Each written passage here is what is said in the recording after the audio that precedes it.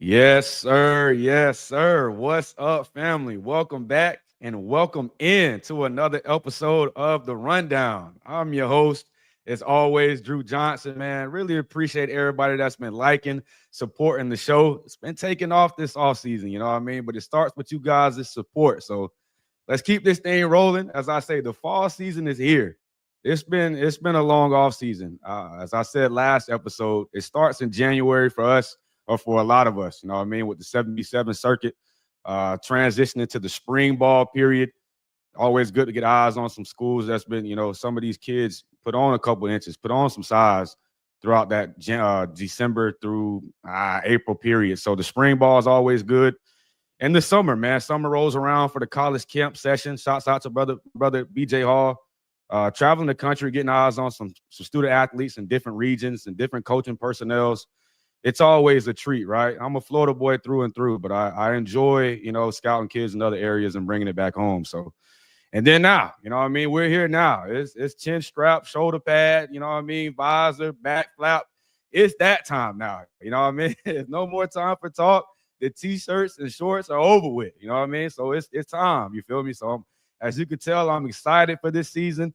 If you missed last night's episode, man, it was big time. I got a new something I'm doing. I'm trying to highlight more prospects as we go throughout the season with Drew's prospect list. So if you missed last night's show, I have some parents DMing me and whatnot. If your kid wasn't mentioned, trust me, man, it's a long season that we got. So I put out a tweet before every Drew's prospect list. I put out a tweet the night before, and the kids that like that post are going to get first dibs, right? So, of course, I'm going to put the spotlight as more kids blow up, need the recruiting aspect and whatnot. But for the under the radar kids, the risers, the chip on the shoulder types, those are the ones we got to put the spotlight on. So I really enjoy that.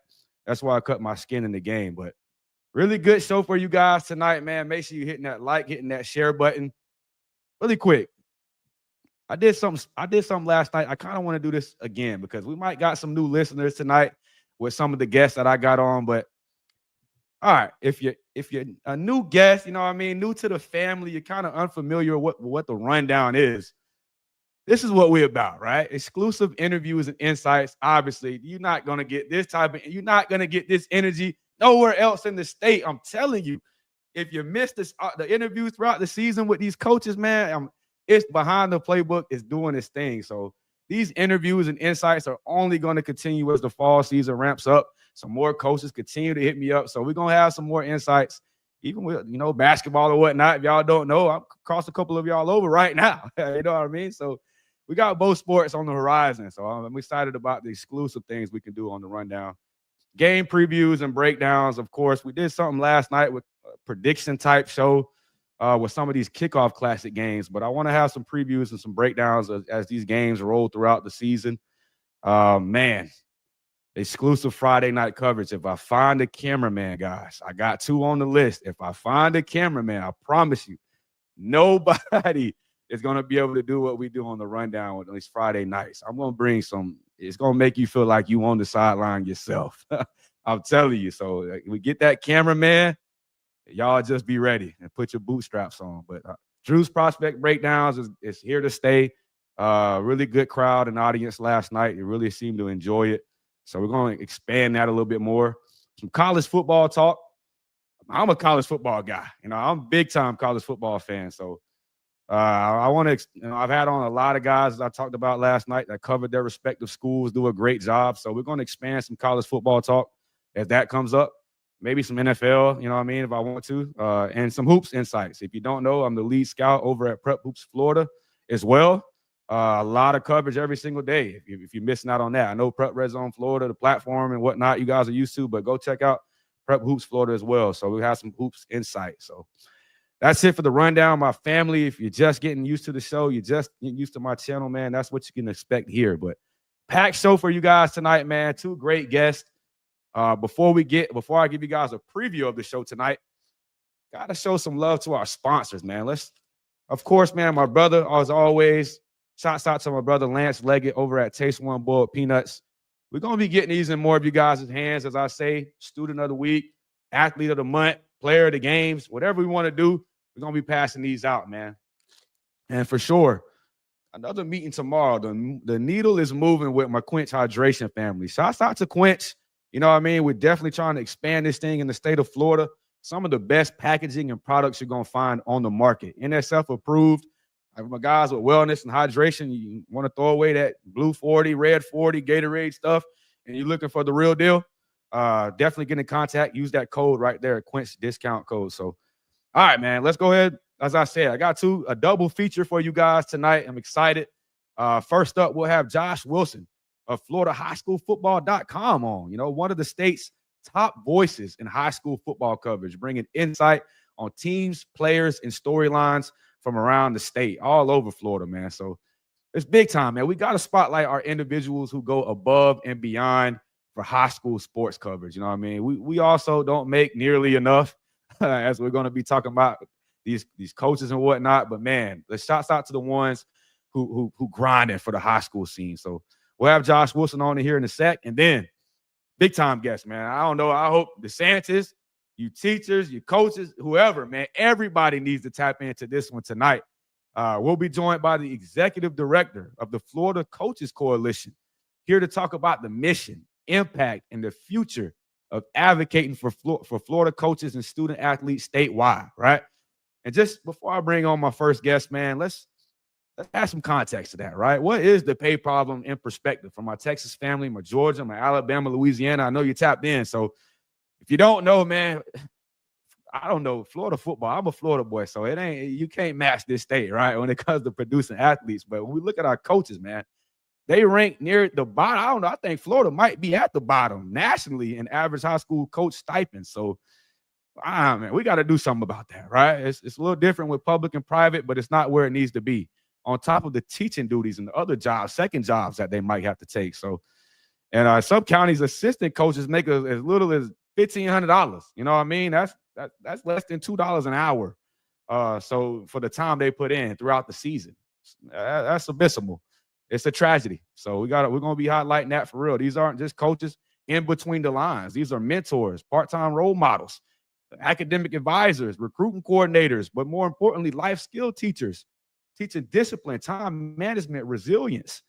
First line of support for some of these kids that deal with home struggles, man. Not everybody comes from the same household, right? Some people that come from disenfranchised households, single parent homes. They need role models for them to go out to some of these coaches and learn some things, some life, you know what I mean? Things that they could take with them outside the field, outside the track, whatever, wherever you at, basketball court. It's important, man. So these coaches aren't just coaches. The hours they put in year-round, off-season workouts, film study, community events, man, we got to highlight our Florida coaches. So that's what we'll do tonight with Dr. Andrew Ramjit. Excited about that. But all right, man. As I said, we got one of the more connected and respected voices in the Florida high school football scene on. The man behind the FloridaHighSchoolFootball.com, I think for about 16 years now. He's been behind bringing coverage to a sport that means so much to us and so many to us in our state. So welcome, Josh Wilson. What's up, brother? What's up? I mean, hey, it's great to be on with you and everything. Yes, and sir, it's exciting to be here. Yeah, that was a bit of an intro. My bad, you know what I mean? But we got you on the right way. For sure. I'm excited. So really quick, before we got a lot to get into for you guys, but let's a new guest on the rundown. Let's keep it simple, right? Let's talk about who is Josh Wilson. Let's talk about your background a little bit and how sports became such a big part of your life, brother. Oh man, I could go way back. I mean, kind of, my love of football really, I mean, I've loved football for as long as I can remember. But in high school football, I go back. It's been this year marks 20 years since I graduated high school. So I'm a Middleburg alum. 10 years for me, man. 10 years. It comes fast, brother. Trust me. So yeah, I went to Middleburg and Clay County. That's where the roots are at. There, I'm pretty much a Northeast Florida boy. I live in Gainesville these days now, but just talking about everything with what, just talking about the roots going back and everything, it really, just leans back on watching this is where I'm like, I don't really have a bias. I don't favoritism my alma mater because outside of 1 year, we were really not the best program. In the last 3 years, my alma mater has made 3 straight consecutive playoff appearances. They have never done that. So that was a huge for them. But it really, I'm a Flagler College grad. So I was like, I graduated right in the middle of when everything was like, the economy was really in the hole. And I just, high school football, wanted to do something with my degree, and that's where. And I saw, some of the early content sites that were out there, like TexasHSFootball.com. My friend Chris Like, who's on my shows as well. He had started that site years ago, sold it off, but he's with me now. So, but I really just the high school football in general. I think there's something about the community aspect, Drew, in this, and it's just that where everybody comes together. It's still that one aspect of, having the sense of community, sense of pride, where it's, go to the major cities. Yeah, you got your professional sports teams. We get that. But at the end of the day, it's still the neighborhoods. It's still, a lot of community pride. So just seeing that, and I just being able to just kind of like really, just watch how these teams unfold, and the growth of the state in the last 16 years. I mean, we've added some new schools here in the state, and there's more coming. I mean, if people don't realize it, I mean, when there's a couple of new schools coming online this year, there's 2 more coming online in the public school realm. They're coming online next year. And they're in areas where it's not necessarily where people would think it's high growth, but this year, St. Lucie County, there's Legacy High coming on. There's next couple of years, there's next year will be like they don't even have a name yet, but I suspect it'll be called Marion Oaks High. That's in Marion County, and then they've got one out all the way out between Gulf Breeze and Navarre called Soundside that's going to open. So there's schools. It's we talk about the growth, but really the journey it just started by chance here in this aspect. It's like, hey, what can I do with the degree, considering that the job market was really down and when I started, it came out of college, and there was times I wanted to throw in the towel. Don't get me wrong. There was times where it's just doing this because, boy, really, as it later on, as hitting about year 10, getting the things started coming around, and now here we are, year 16. It's really it's taking off. I think, really people just understanding the support behind this, and just really, understanding that, for people like you yourself as well, and then, Blue, and then there's, Bob Putnam over at Primetime Preps, really, when we look at it, media coverage in this state has shrunk. It's shrunk everywhere in terms of like the coverage for high school sports. So it's guys like us that, we got to keep this going. We got to support each other, because if we don't support each other, there ain't going to be nothing left for these kids. And these kids need everything, and these teams and the coaches. Let me piggyback off a couple of things he said. Let me unravel some things, right? First thing, right, I think I can agree with, I think a lot of us sports writers, when the game's over for a lot of us, or just like you said, some of us graduate, they're like, how can we find a way to stay around the game that we love? I think that's the number one. I wasn't going to make it big time or whatever. I'm like, how can I stay around the game? So that's number one. And of course, man, the game has definitely evolved from 16 years, right? You say it's a new schools popping up, transfers every other day. It's crazy now, right? Really is. It's crazy to think about that. It really is, especially with the open enrollment situation. Kids just moving around, from school to school. I mean, when I look at Chris Hayes' list from the Orlando transfers, and there's like 150 some guys, and I'm sitting there. That's just the tip. That's just like the top of it's wild right there. You got the whole cake when you start putting the whole state together. When you got like 1,800 kids transferring a year. It really just you can't. Honestly, I don't know how anybody keeps up with the number of transfers, because you go up in Georgia, they have a got guys like Larry Bluestein, who just got a battery pack in the back of, in their back, that just, I don't know what. I have to ask. I always, and I'm pretty sure you probably asked the same question. Does Blue, do you get any sleep at night? Man, it's guys like that, right? As you said, and that's the other thing I was going to piggyback. Shouts out to our newspaper guys. They're, that's love for them. They do their thing, but it's guys like Larry Bluestein. It's guys like yourself. It's guys like Polkway, A63, Hassani Harper, and Lakeland. Yes, these guys don't make $1 million like that, and they are smashing their county. So Go ahead. I see you No. wanted to say something about that.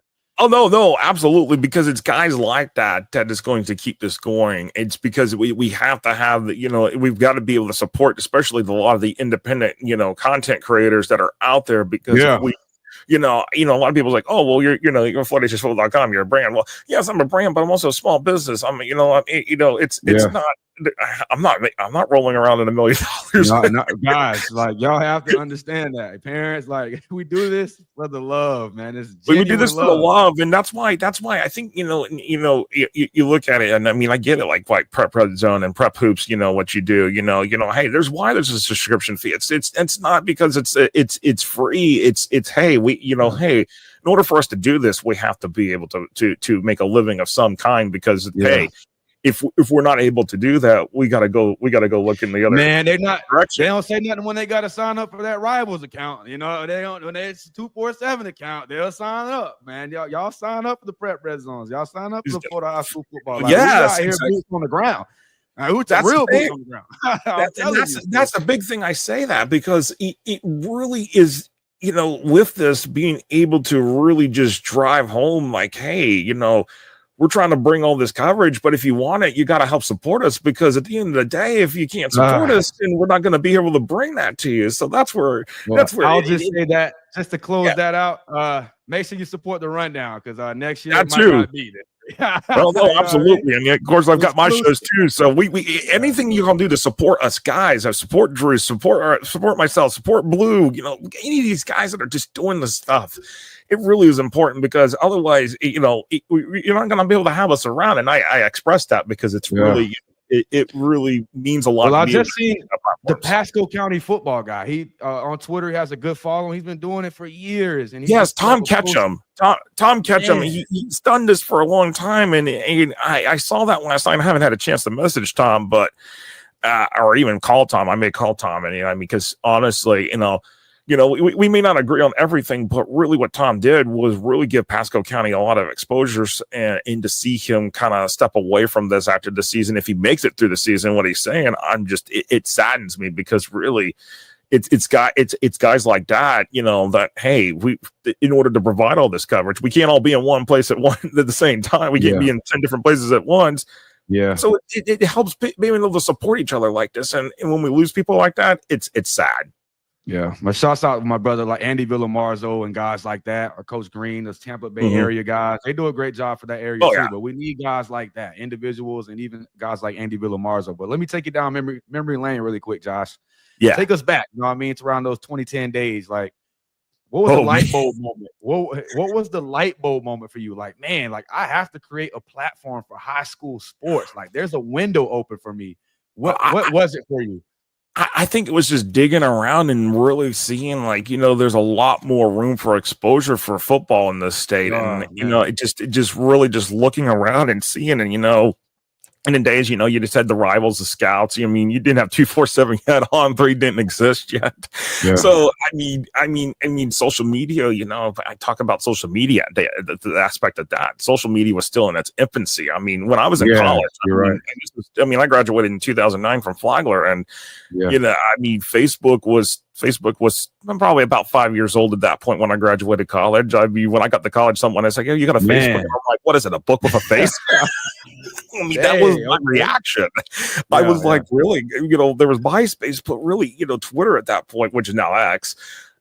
It was still this infancy, but as the years grew on, it's like the combination of website plus the social media, it really was the way to drive, information out there, especially, maybe it wasn't necessarily just about players directly, but the teams themselves, because, hey, you got teams that are performing, hey, wait a second, this team's coming out of nowhere. Where are they coming from? What this team, who's usually up here, what's happening here? They're coming down. So at the end of the day, it really, man, it was just digging around and really having that, researching and seeing, and then it's like, well, hey, if Texas can have this, these other states can have this, why can't Florida have this? And here we are.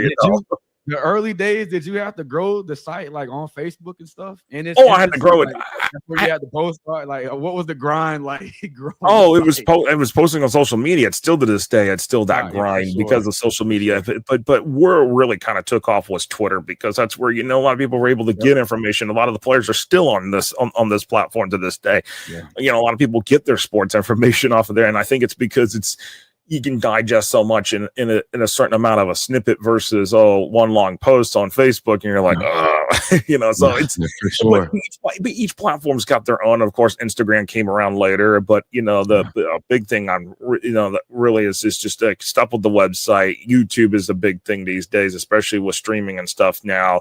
That's kind of really trying to grow that. I probably should have grown it like 5 years ago, or even 8 years ago with the YouTube side. But I better late than never. But it really is. There's that grind, and I don't. It's they see all the stuff on the front side, but what really is, there's a lot on the back side people don't see, and that's where the real work really comes into the side. Let me ask you that. Let's talk about the site itself, right? For people that might not be familiar with what FloridaHighSchoolFootball.com is, what does the site provide? You know what I mean, for some of these people that are looking into it, and how has it evolved? You know what I mean? What do you guys provide?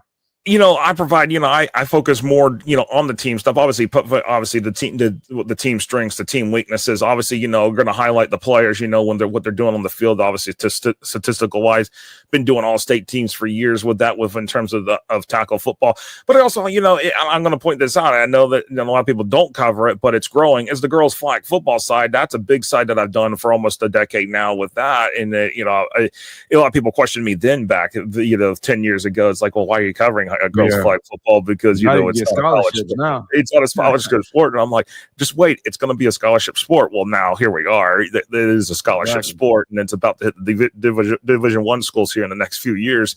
So it really just focusing on the core aspects of those two particular sports, because it's football. I mean, football year round in this state. That's what I gotta say. That's one of the most beautiful things about being in the Sunshine State is that we get to have our football year round, whereas a lot of other states not necessarily the thing. And especially with not just in season, but the off season, where you got, especially with the team 7-on-7s, they got the Florida High School 7v7 Association, where a lot of these teams can do this, get out there, pick up the ball, run the routes, learn some things.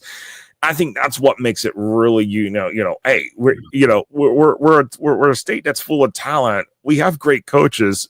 And I love that you're going to have Dr. Ramjit on from the Florida Coaches Coalition. Got a multi-year partnership with them, and honestly, what they're doing for the advocating of coaches. I mean, I've been a one that's shouted in the void for years about coaches' pay. So I'm just like, we got to do something here before we lose even more coaches, and then we don't have the coaches. We all of a sudden we come up and it's like, oh, well, the school doesn't have a coach for the team. We got to cancel the season. We're borderline on closing on that particular phase of that if we don't get something done. And I'm glad that what Dr. Ramsey is doing is that. So as I said, the coaches thing is a tragedy. You know what I mean? It is. Man, I can talk about all day about that. I don't know how many coaches we lost just from January. I think it's over 200. You know what I mean? It's a ridiculous amount, and there's just on head coaching. It's every year it's a 25 to 35% turnover in the state, and that's way too high of a number. It should be 10%. Keep it at 10% or under in terms of turnover. But if you can't keep it below that, then there's something going on, and we know what's going on. It's pay. It's a lot of other factors going on. Yeah, and for sure. Coaches resign because man, it's not. You know what I mean? And it's, as I say, guys, comparison's the biggest killer in life. But if you look across the nation, from Texas to Georgia, it's crazy. And I know they're not structured the way we are, but that's what we'll break down when I got Dr. Ramjit on. Like, what can we do in Florida to make it the best for us? Oh, absolutely. Yeah, so I love that. I love that you got him coming on. But I just, the site, we're just, providing the coverage. One of the big things I've been working on is the Florida Power Rankings Index. It's been kind of something that I've been toying with for the last few years. I used to, have Joe Pinko's until Joe Pinko's passed away in 2021 on Saturday. Talk about that a little bit, because I see some people might have had some pushback. You know what I mean? Ooh, is it computer based? Like, it's all about that a little bit. It's all data based. It's basically, and the goal is to grow it and strengthen it over the years.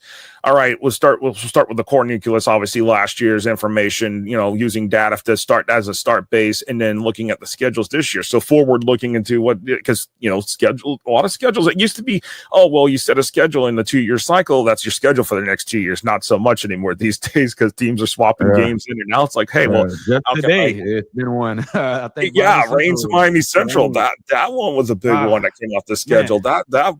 That's frustrating. But when you look at it, it's about the data, it's about the numbers, and a lot of people are pegging IMG Academy National as the number one team in the state. But I kind of dropped it. I'll drop it here with you. I dropped it the other night when Blue was on the South Florida Blitz. IMG is not going to be number one in the Florida Power Rankings Index starting the season. It will be Miami Northwestern. Ooh, so Lakeland got to go up against the number one team. All right, Lakeland. But you know what? I like it. I like it for the fact that it's you can take you. Okay, yes, the whole situation is sad with Teddy Bridgewater down there and at Miami Northwestern. We get tough. That whole situation, but you know what? At the end of the day, those kids are staying. They're still got that core coaching staff down there. They're not going to leave. Those kids are staying. That talent's there. And, and Blues said it, I know, the other night, they've got the talent. They're going to be they're going to be that top team in the state. And I feel the same way. Who's going to, until somebody beats them like in the regular season and especially in the playoffs, who's going to stop them? And I don't think there's going to be the only team I feel like that could potentially stop that would be the only team that could stop them this year in the playoffs will be Miami Central. That's it. And that's just because they're in the same region, in the same class. That's it. Otherwise, let me ask you, Josh. Neutral Miami field Central right now. Yeah. Neutral field. Who would you take? Northwestern or IMG? Ooh, man, that neutral field. I mean, neutral field. That's a good question because I'll tell you right now. If honestly, I'd still take Miami Northwestern because it just over IMG.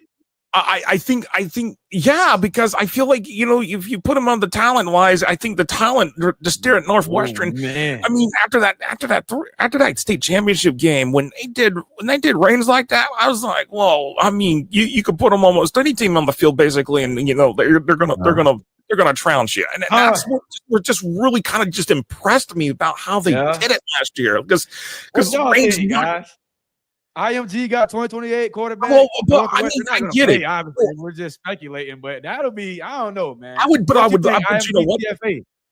I would, that IMG and TFA with First Academy, for tonight. Y'all gonna be watching this after that game, so I'm gonna, that game alone, and that's interesting, for the First Academy, obviously, not playoff eligible this year. They're gonna play this tough independent national schedule here, and I commend them for it. I give them props on that, and even the power rating is giving them. I'll just. This will be what you'll see on the power ratings. They'll be in the top 25. That's how First Academy with their ranking, because their tough strength of schedule is going to be really just the schedule. And they got a boatload of kids, man. Let's be honest. They got that's the thing. A whole bunch of D1 kids all over the place. But I'll tell you what, Drew. If Miami Northwestern and IMG, now I'll play on a neutral field. I take Northwestern maybe by a point, but I wouldn't say that there was no chance for IMG Academy to win that game because the IMG Academy can win that game on a neutral field. Now, if that game was at IMG, I would take IMG just because it's a home field advantage. Now, if that was at Traz, give me Miami Northwestern. Maybe all the way. South Florida. I don't know, man. I think Venice battle IMG a little bit, you know what I mean? Coco, so I done seen some of the public schools try to go at them head to head, but it usually don't really work out. No, it doesn't, and that's the thing. And I just looking at some of these teams that are going to be this year. I mean, you got it's West Boca, what they did last year with that. That team just did everything. Like you just came out. They got a heavyweight matchup. Who you got, West Boca or Chaminade? I wish that was a regular season matchup. I'll be honest. That should be a regular season matchup. Champion, two heavyweights right there. Two heavyweights. And I love it. And I love especially what next weekend with the Broward versus USA showcase, the Broward National High School Man, Football South Showcase. Florida That's is its own state, man. They do some amazing things with stuff like that, man. Oh, absolutely. I mean, you just look at these teams that are going to be ranked here, and these teams that are just Cali, Milton last year, like they do a good job, man. It really is. And then you look at you just look at what the guys that are, the teams that we're going to be seeing here this year. I mean, I know some people are saying, "Oh, Jones, for 4A," but American Heritage, they don't rebuild, they reload. So you can't just kind of take them out of the conversation. Venice, I mean, right. Venice is just reloads. I mean, in St. Thomas Aquinas, it's the same thing. I mean, SCA is and for St. Thomas this year, Drew, I mean, it would just, they already set the record of 6 straight. I mean, they go 7 straight. It's just, man. It's beat up on the Dreadnoughts last year, man. I don't know what's going down. I was like, okay, this is not Lakeland football, but it just, at the end of the day, and I look at it, it's, and I don't know how you feel about this, but I feel like, Metro Suburban was giving us closer games in the state championships, and we kind of have more blowouts in the state championship games. And I'm just like, oh man, I love to see that, bro.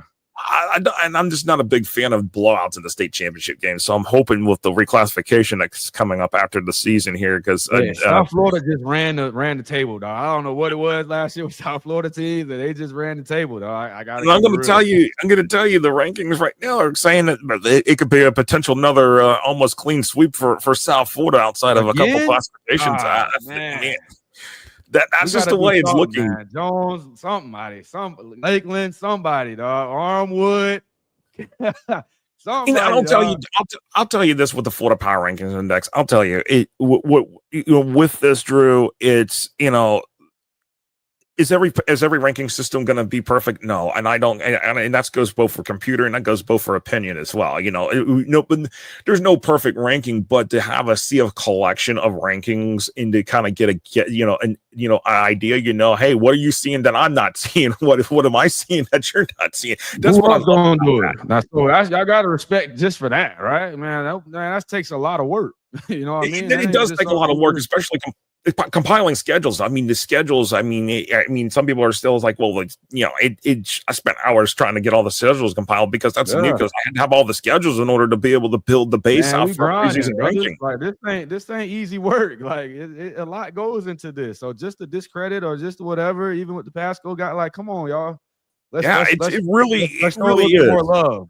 Let's show it really love, is. Man. It really is. And at the end of the day, high school football. It's high school football in this state. I'll put you up.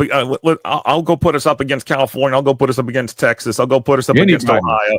I'll put us up against Georgia. I mean, anybody. All right.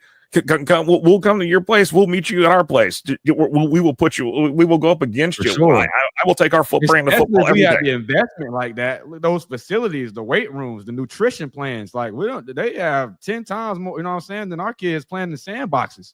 Just getting out the mud. These are of hungry type dogs. That's why they love the kids.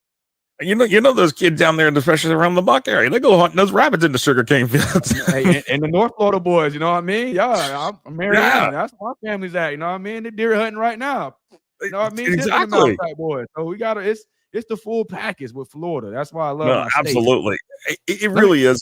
I mean, I'm just looking forward to this season. I feel like we're gonna see some teams emerge. We're just gonna see some teams that are just really gonna give us we're gonna be like, wait a second, we didn't see that coming. With these teams, some teams are gonna disappoint us. And I think that's what's great about high school football is that you just at the end of the day, we can make all the predictions we want, we can try to project everything out, but what happens? You guys got to go perform on the football field. Exactly. We're just adding hype to it. You know what I mean? And I love adding the hype, and if the kids appreciate it, and the teams, and I've had some coaches with some of the stuff that I've already published with the FPRI.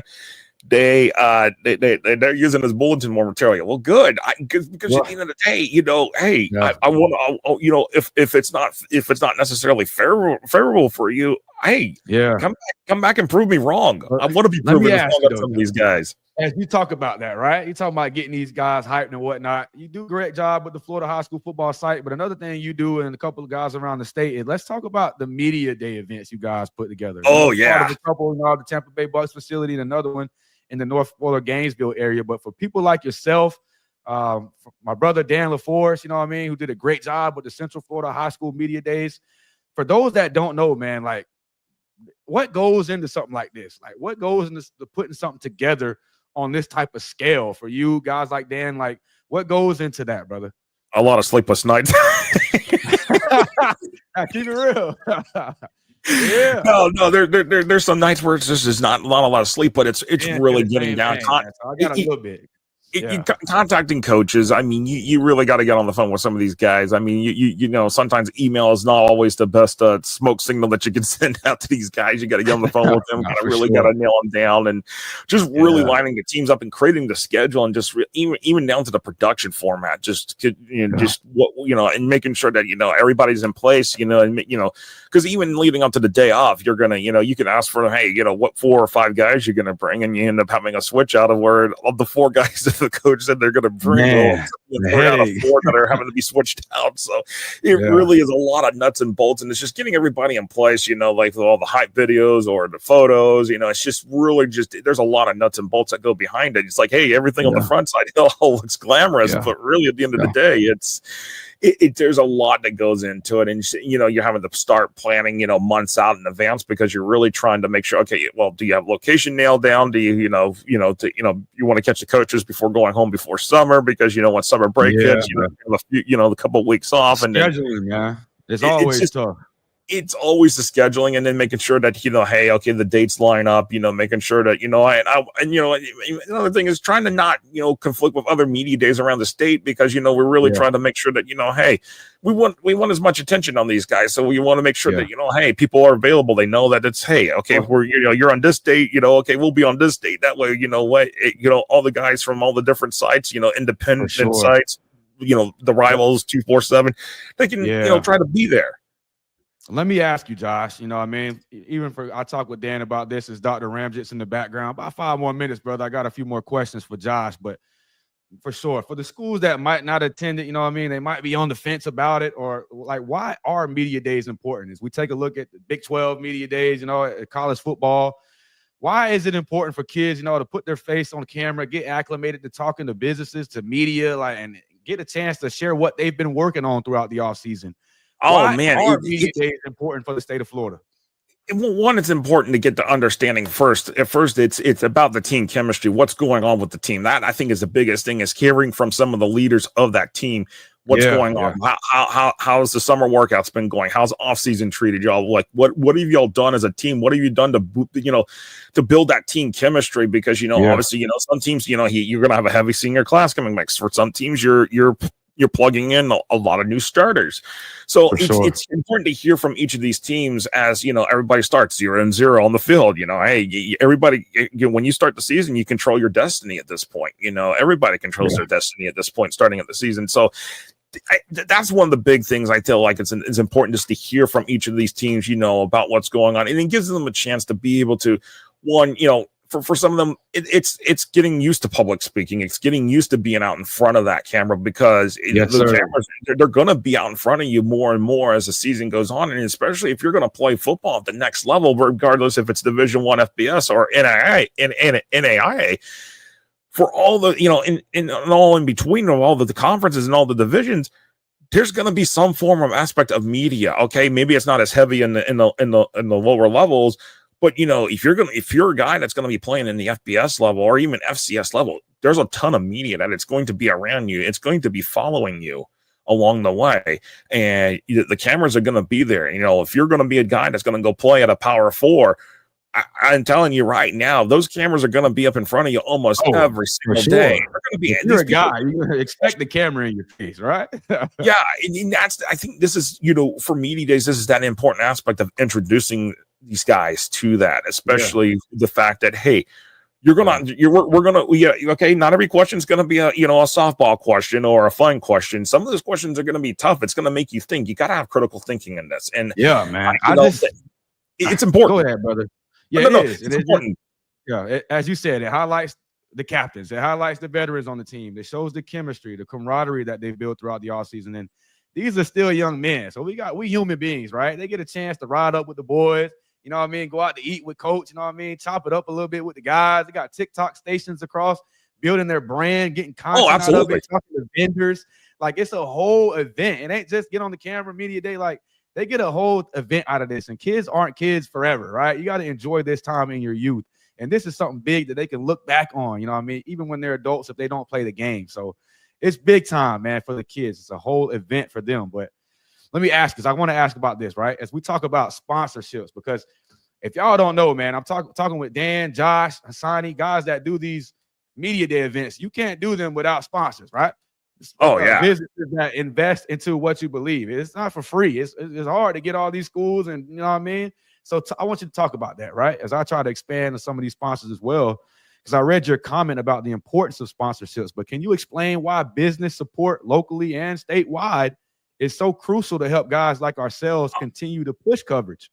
Oh, it's important on that aspect, because it really, you know, if we don't have that support, there's basically, you know, and this is where, you know, along the way, you have to be able to diversify the basket, so to speak, you know, be able to, and it's important because, you know, first it's a way for y'all to get out there in front of these guys, not just there that are present or you know, at a media day or online on the website or on shows like this or with the rundown or the shows, the blitz shows that I've got on Florida HS football.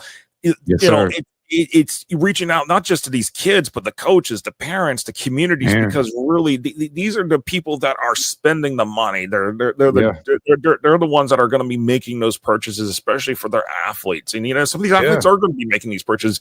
So at the end of the day, it's being able to support us, and it also keeps us going to be able to bring that content to these people and getting it out in the communities. Which then it's a circle. It really is a circle in a lot of ways of how the flow goes. And when one part of that circle is broken, which is basically right now, it's that connection between the support by sponsors and the communities, you know, and that connection into us, it makes it really rough. And when you see some guys that have been here, you know, they've come and gone, because it really is, end of the day, you know, we go back to Tom Ketchum over at Pasco County Football.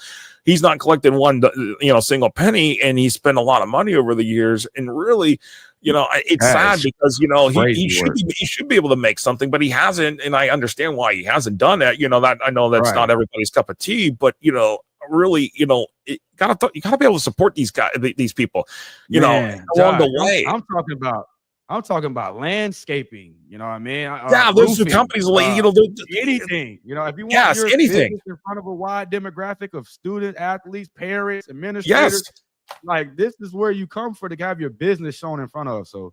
Absolutely. You know, and that's where, you know, I try to, you know, it's some of it, and sometimes some of it's not also about the money, but it's sometimes maybe a product that we need to be able to do our job.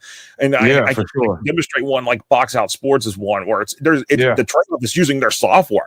That's the biggest thing, and being able to create the graphics, you know, easily on the fly, you know, especially if I'm at a game or something like that. Hey, I can create graphics on the fly. That's like just one example of sometimes, but sometimes you need, you know, it's on, hey, maybe not necessarily I need your product. I really just want to get you out in front. So it's about the monetary side of it. So it's also finding that balance of, okay, what do I need here versus what do I need over here from this particular, you know, sponsor or brand awareness.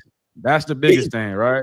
Business really is. Brand in front of a wide demographic of a trusted audience, you know what I mean? A consistent audience that's in our network, especially if it's sports brand, it's hydration, it's recovery, if it's wellness. Why wouldn't you want your brand in front of a show like this or FloridaHighSchoolFootball.com? So, all right, brother, as we wind down, I got Dr. Ramjit waiting on us. You know what I mean? We got, as you know, we got a lot to talk about. You know what I'm saying? Oh, that's going to be a fun one for y'all too. I'm telling you, man, the energy is it's going to bring it for y'all. I hope y'all tapped in. You know what I mean? Exactly. In the Florida Coaches Coalition, you'll be seeing, I'll just give you a quick segue to that, is that you'll be seeing a lot more between myself and the Florida Coaches Coalition over the coming months as we really get into that partnership with them. And honestly, Drew, it's going to be fun. And I'm you know, glad you give Dr. Ramjit just another platform to be able to talk about what he's going to do, because for them, the platform is these platforms are important for them for what they're doing. We got some time, so we finna get into it. But real quick for you, Josh, what's for the people watching, man? What's next for FloridaHighSchoolFootball.com? I know any new ideas, projects. I know you got the Blitz show There's a coming back couple. out. Like, what can people expect from you, man? The season is here, baby. There's a couple of things. Obviously, the growth of the Florida Power Rankings Index is going to be the big thing. That'll be the big thing. But obviously, the expansion of the video shows, that's another big thing as well. Watching all that, and also I'm toying with a couple ideas, maybe potentially, like, hey, get a Hall of Fame maybe for these football coaches and players in the girls flag football side. I mean, of course, it's just really just getting into the season and watching these teams just really kind of just watching and covering and then just breaking it down these region by region, just really kind of honing in on these guys. And I mean, I'm just excited just to see, because I feel like there's just going to be something that's going to happen, and barring any, I'm hoping this year no hurricanes. I really would. We need some calm this season. Let 2025 be that calm. He want the calm, man. We want the calm before the storm, man. It's about to be a storm, baby. Oh yeah, that time of year. You feel me? Yes. We done talked about it enough throughout the offseason, man. Like I said, shoulder pads on, have your chin straps ready, the t-shirts. Absolutely. Off, you know what I mean? So, all right, brother, man. As I say, as we wind down, I hope you enjoyed it. You know what I mean? First time on the show, getting your feet wet. I love it. You do a great job with the show as well. You know what I mean? So go ahead, brother. My bad. Drew, appreciate you having me on, brother. I mean, I love what you're doing with Blue and everything, and I just can't wait to see, as we hit the different games up around the state, being able to just share that wealth of knowledge, because I mean, it's important for everybody to be able to feed off of what we got here, across what your platform, my platform, Blue's platform, just being, Hassani's platform, just being able to really share and just understand what's going on in this landscape of high school football here. It's really impressive. And again, thank you for having me on. And of course, everybody knows where the social handles at Florida HS Football, except X, that's at FLIHS Football. So, but anywhere else, Florida HS Football, you can find it real easily. So I appreciate you having me on, brother. Yeah, he did that for me. Y'all make sure y'all go follow and tap in with my guy, man. As I said, one of the more trusted, hardworking voices in the state of Florida. So, we're gonna need a Blitz show. We're gonna need a Blitz show appearance as well. So I'll be. I'm gonna get you on the Blitz show here in the next few weeks. Just give me what I'll work on with the schedule, man. We'll get you on, and we'll be able to hit some of the early stuff. All right. I hope you enjoyed the show tonight, man. We'll talk after this, brother. I appreciate it. I appreciate it so much. Thank you, man. Peace. Thank you, brother. Appreciate it, Drew. Yes, sir. That's Josh Wilson, man. FloridaHighSchoolFootball.com. If you're not tapped in, you better go right now. Get on your Twitters, get on your whatever you need to, and go tap into my brother, man. He does a great job. So, all right, man. That was a good segment. Shouts out to him and his team. But next up, this is such an important topic, man. We kind of touched on it a little bit right there. But right now in the state of Florida, one of the biggest tragedies, travesties, whatever you want to say, is the Florida high school coaches' compensation, man. It's barely changed over the years, but the same, these men and women, how they pour countless hours hasn't changed, you know what I mean? And they're just running practices, coaching games, mentoring, guiding, shaping young men from role models to community leaders. And in many cases, these guys work other jobs, you know what I mean? It's not just the one job they have. So, all right, meanwhile, the pay hasn't changed at all. But let me give some context real quick before I bring my brother on, right? Matter of fact, I'm going to bring him on right now. Then I'll bring the context. Welcome on the guy, the executive director of the Florida Coaches Coalition. Man, I hope everybody in the state is tapped in right now. I'm excited. Welcome, Dr. Andrew Ramjit. What's up, brother? Talk to me, man. Hold on, you're on mute. Unmute yourself. My bad. Drew, always a pleasure to meet another Drew and have that conversation. Man, you got to be a good brother. Your name Andrew, dog. There you go. Got to be, man. Yeah, well, pleasure being on here with you, man. I appreciate the platform and the opportunity to talk to coaches and answer some questions here about what we do here at the coalition. No, that's what's up, man. Let me go real quick. Let me give some context, right? Because since 1975, brother, the coaches earned like $2,000-$3,000 for the season, and inflated now, that's like $12,000 to $14,000, and it hasn't changed since. I think they make maybe 35 to 7 or something like that. The wages haven't changed at all when it comes to the adjusted cost of living. But as I said earlier, in some counties, man, some assistant coaches make as little as $1,500. You know what I mean? That's like $2 an hour. If you don't know, if you're watching in from Texas, Georgia, my Louisiana, Alabama family, like it's crazy. You know what I mean? Compared to some of the states around here. But the reality of the job, guys. These aren't just men, women leading kids between the lines. Like, these are mentors. These are role models. These are academic advisors sometimes, recruiting coordinators, but more importantly, they're life skill teachers, teaching kids discipline, time management, resilience, first line of supports for some of these kids, man. I don't know. Not everybody comes from the best homes. A lot of them come from the trenches. Let's be real. A lot of them come from single parent homes, disenfranchised homes, where they might not have the best education about what it means to be a college student, what it means to have the best nutrition. So when they have an opportunity to go to some of these coaches and learn this and be a kid, you know what I mean? Not a kid forever. You're an adult longer than you're a kid. So they get to be a kid, man. We got to put a spotlight on the men that are investing into our youth. Not talking about the off-season work, not talking about the film study, the fundraising, the community events.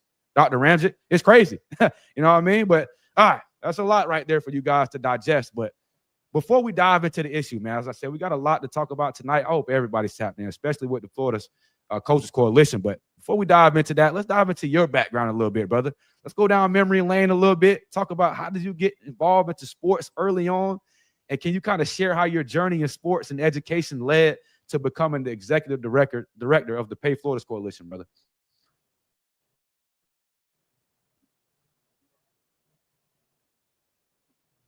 Yeah, absolutely, Drew. I think our connection here might. Oh, Can you? It might be off a little bit. No, I can hear you. Oh, okay, cool. All right, so just go back. Was never the best athlete in high school, right? My captain of our football. Can you hear me? Or yeah. Oh, my bad, man. Yeah, this video.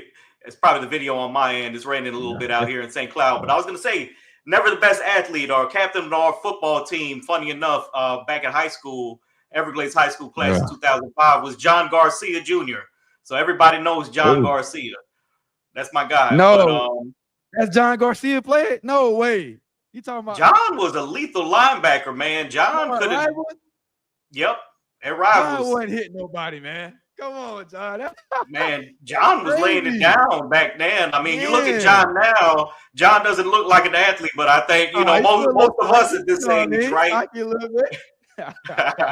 Yeah, most of us at this age, once you get married, have kids, you kind of blow up a little bit. That's why I'm still waiting on that.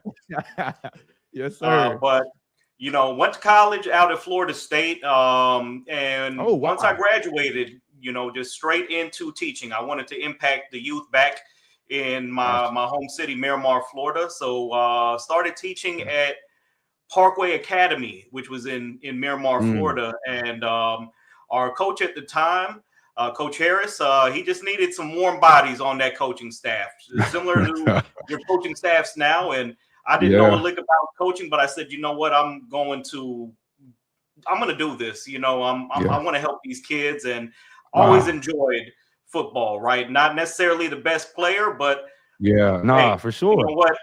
I'm there to help, man. So first coaching job, and I remember my first paycheck, we were sweating. It was spring and just sweating, and we didn't have a field. We were practicing in the parking lot. Oh my God, that sounds like Florida football, man.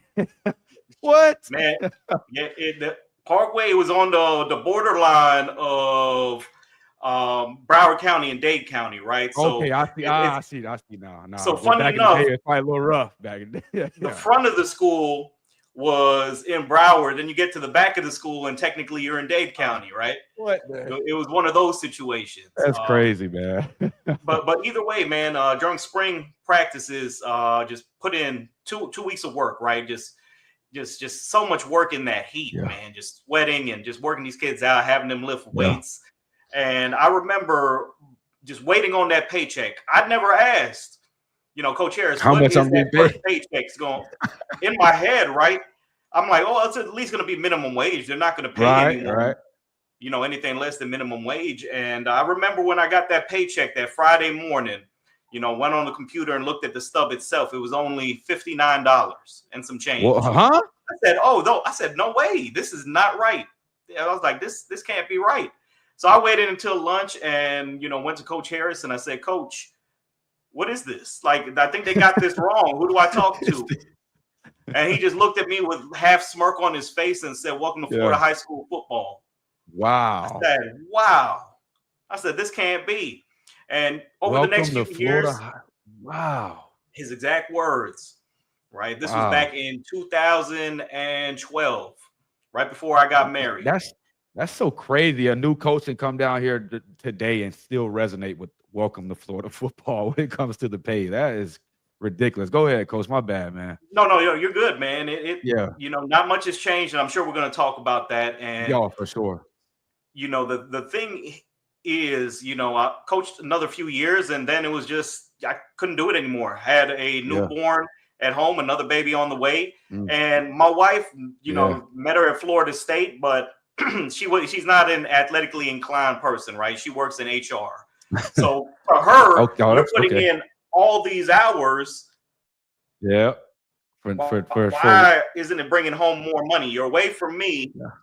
You're away from the kids. Yeah, that's another aspect, right? Up. What are you doing? I got to worry about the wifey too, right? The wifey gonna ask where the money at when you start having kids and stuff. You got to be a man too at the end of the day, like.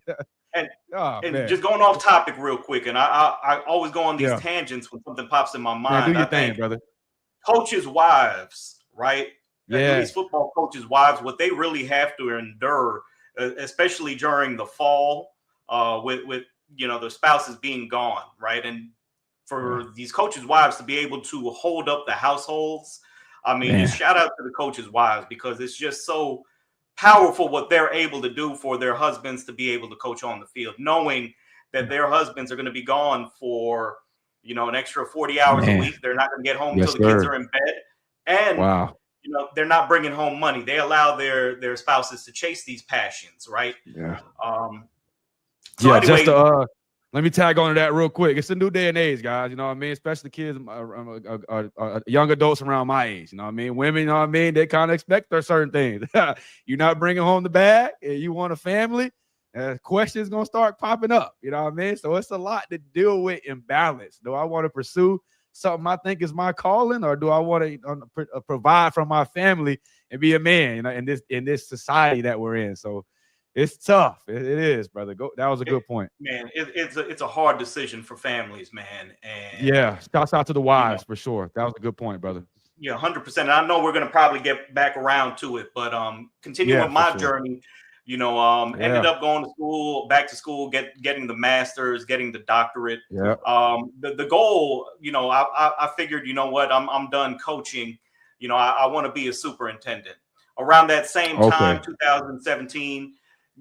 Myself, my wife, we were looking to purchase a home, and the prices in South Florida were just going up crazy. So we said, we want to be in Florida, or both of our parents, our set of parents getting up there in age. So we said, we want to be close, maybe not too close, so we came out here, Osceola County, St. Cloud, bought a home, built it brand new. And there you go. Housing prices, that's another topic. I know. Especially down there in South Florida, man. It is the Miami area 15 years ago, 20 years ago, it was a lot different, right? 100%. I like real estate too, guys. Y'all don't know. I'm a man of many hats, but it's a lot different for sure, brother.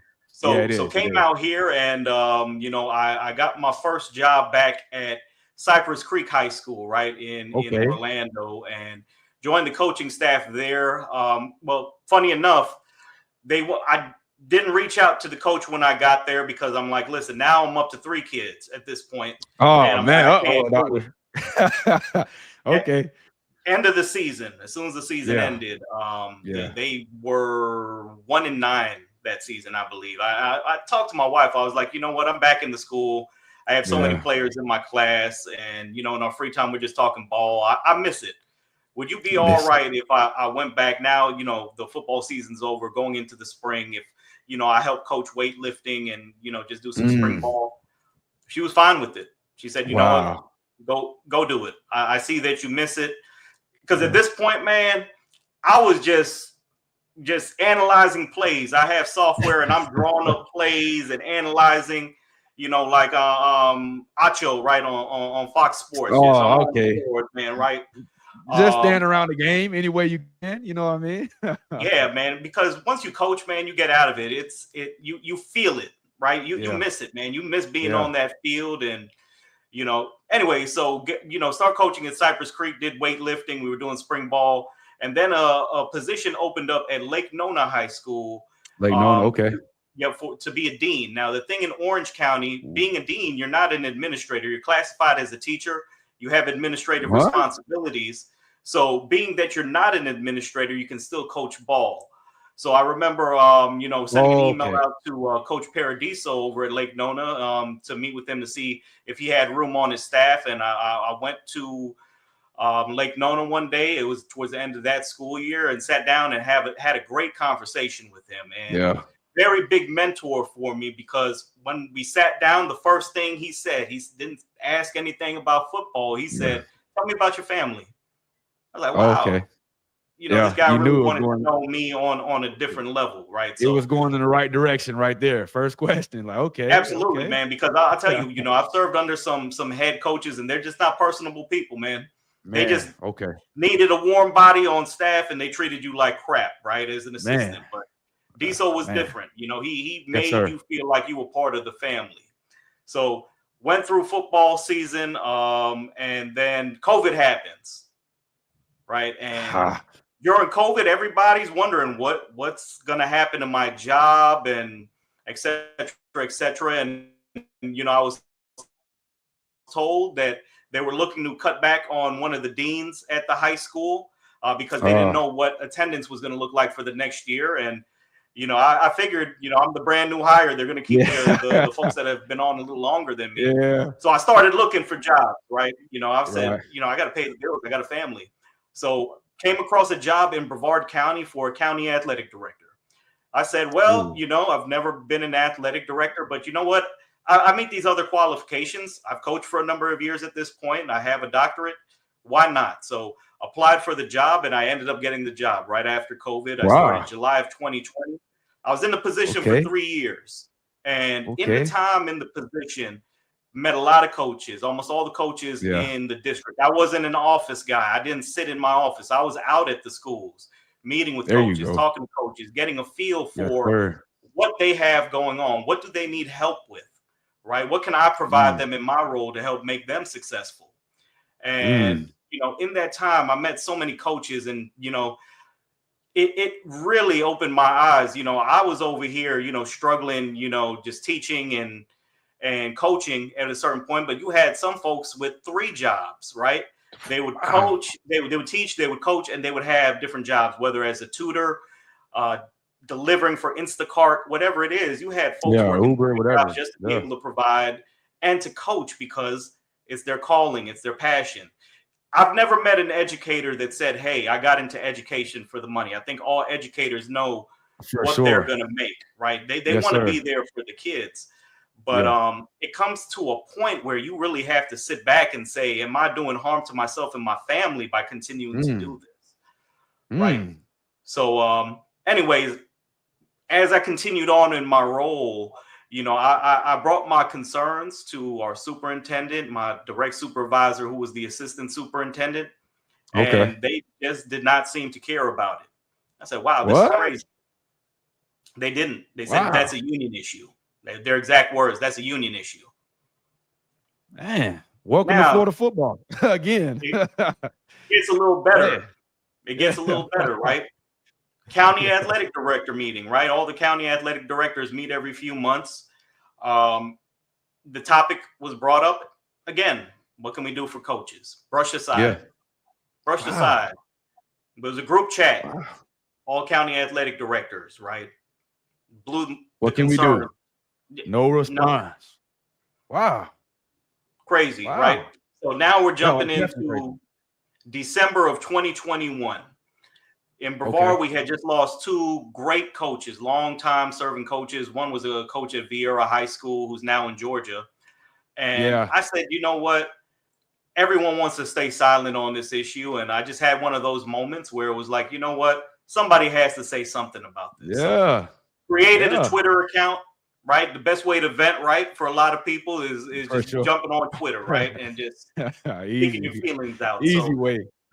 So I started an account. I called it the Florida Coalition for Higher Coaching Salaries.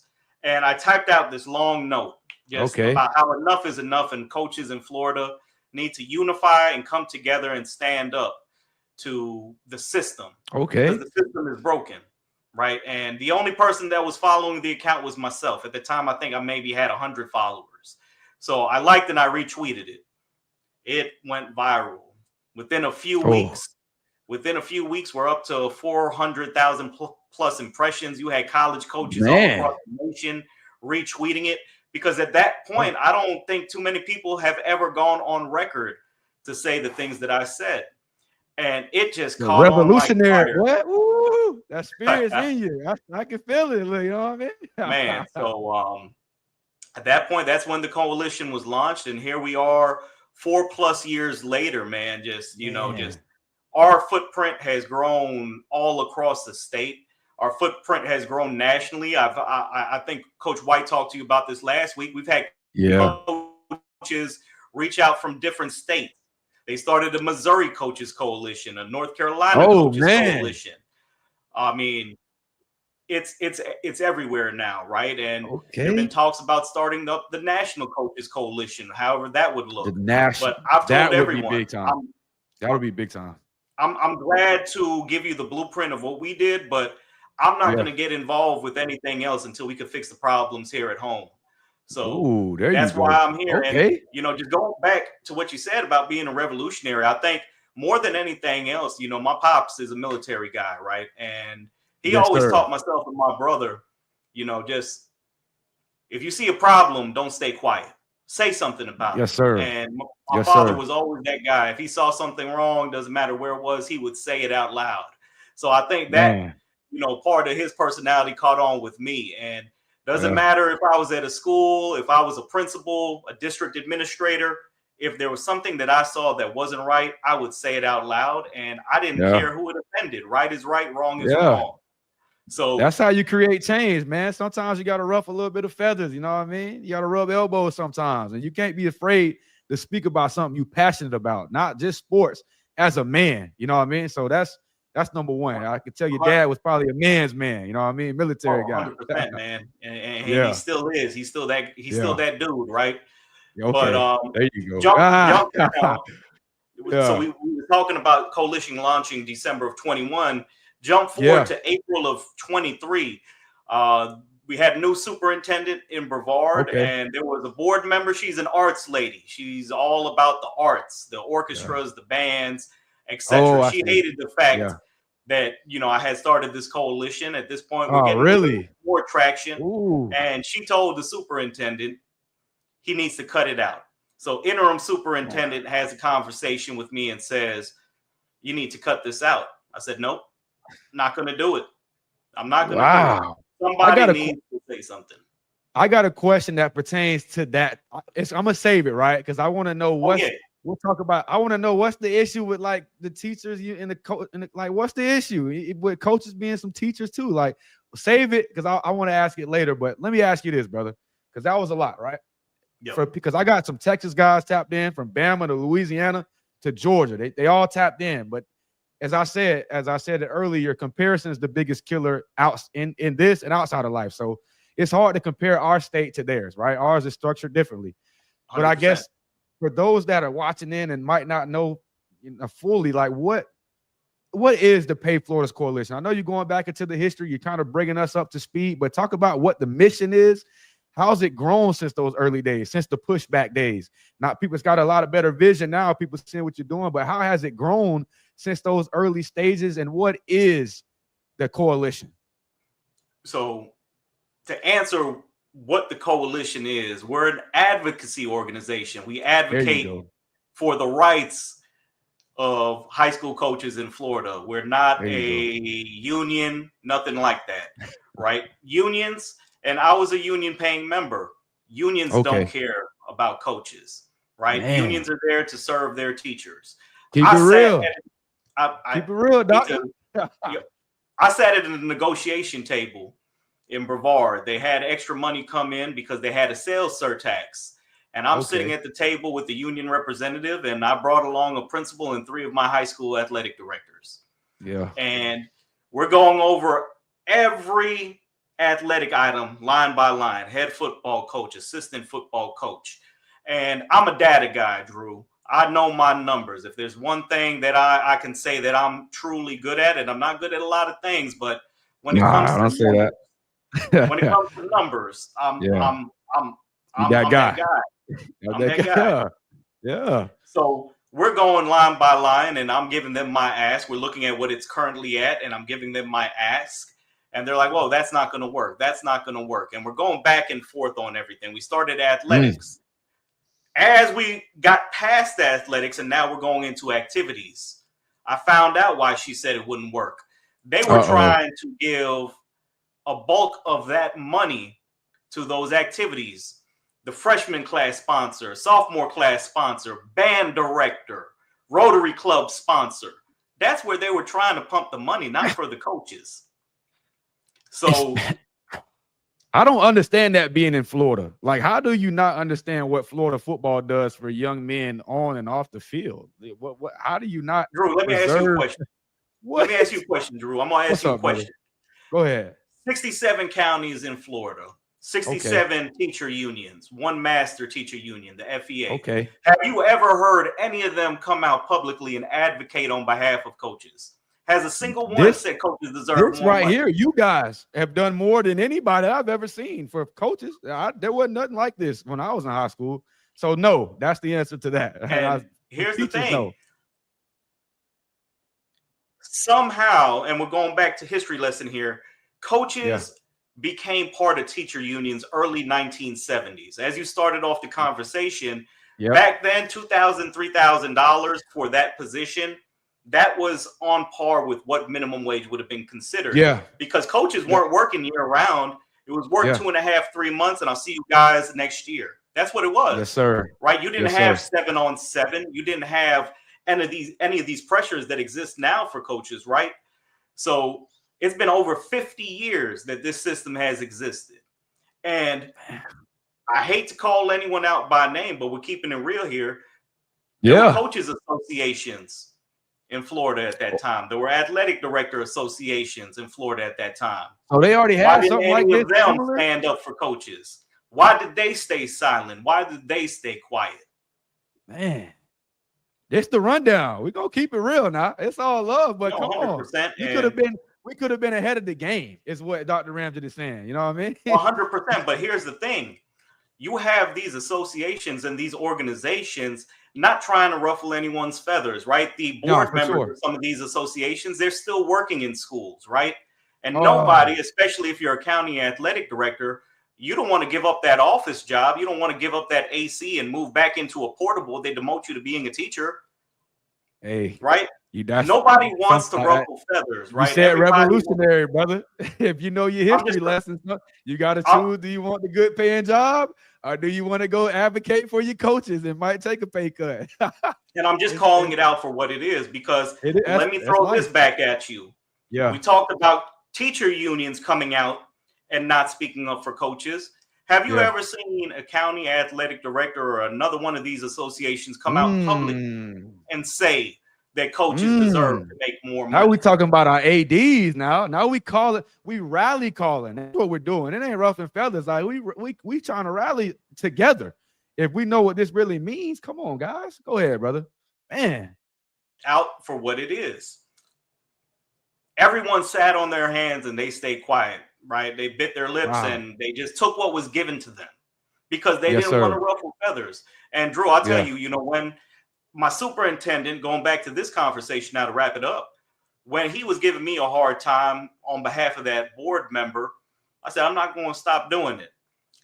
I remember going home that night and thinking, I was like, man, I really need a job. I need to put money, I got to pay bills. I got to put food on the table. But you know what?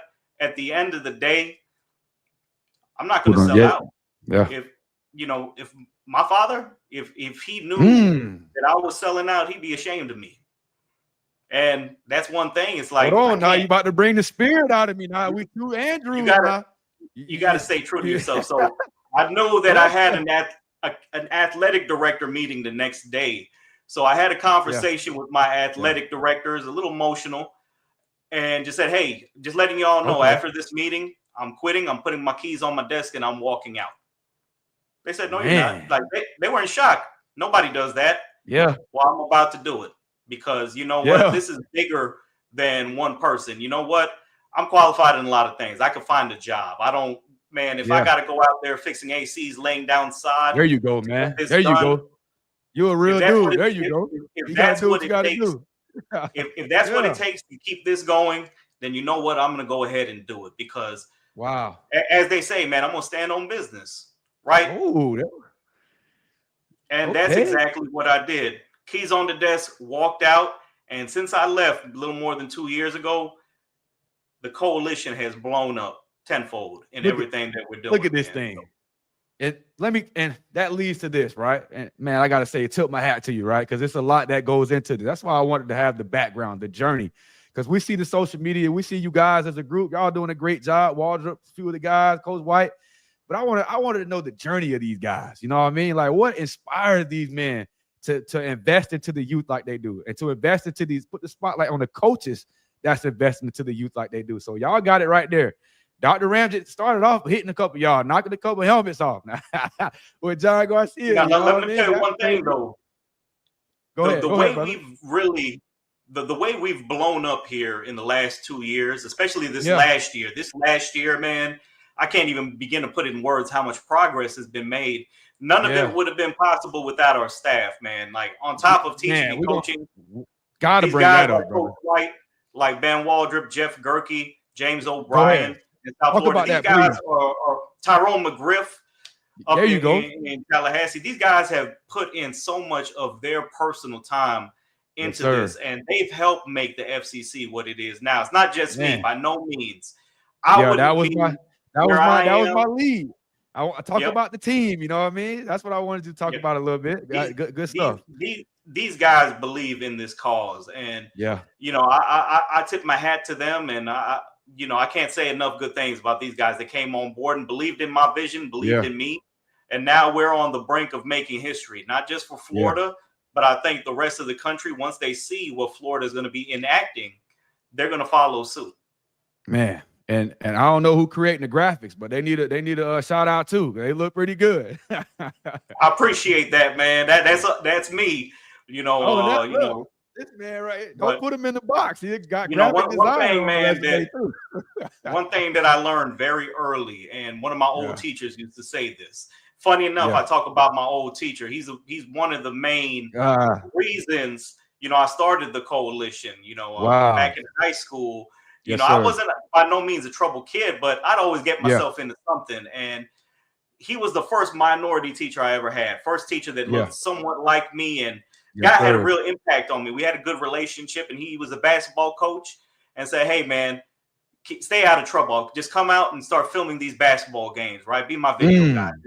Do something." And he gave me that opportunity, right? And spending more time with him, right? I never looked at going to college. I wanted to go in the military like my father. But talking to him and seeing the possibilities of what existed, I didn't know it was out there. So he really inspired me. That's a perfect example. You are an example of what coaches and teachers can inspire a young man to do. This man got a plethora of degrees, wears multiple hats, multiple skill sets he can use to monetize and provide for his family. It's not just football. It's not just sports with me, man. It's for the community. It's for young men being able to provide for their families and not box themselves in to just being an artist, just being a football player. Like, you can create guys like Dr. Andrew Ramjit. So from it starts off with coaches and teachers like that, going way back into his journey. You know what I mean? That's crazy. You know, he was a knucklehead. And I'll say he's a principal now in Broward County. But if it wasn't for him, I don't know if I would, have that same passion to even go back out and coach, right? When I first started, and I said, earlier, I didn't know what I was doing. I knew nothing about coaching. I wanted to play the role in young men's lives like he did for me. And give me that confidence and inspire kids the same way he inspired me. And I know he gets tired every time I talk about him, but I'm texting him multiple times a year. Thank you for everything that you did for me. I hope I'm making you proud. Still to this day, young man. Like, he's still texting the man that inspired. Like, it's lifelong lessons, it's lifelong friendships and mentors you create, brother. Go ahead. I'm sorry. He sent me a birthday message this past Monday, and I said, thank you, but I need to, just again, and I made sure to put in parentheses, sorry for saying this the millionth time.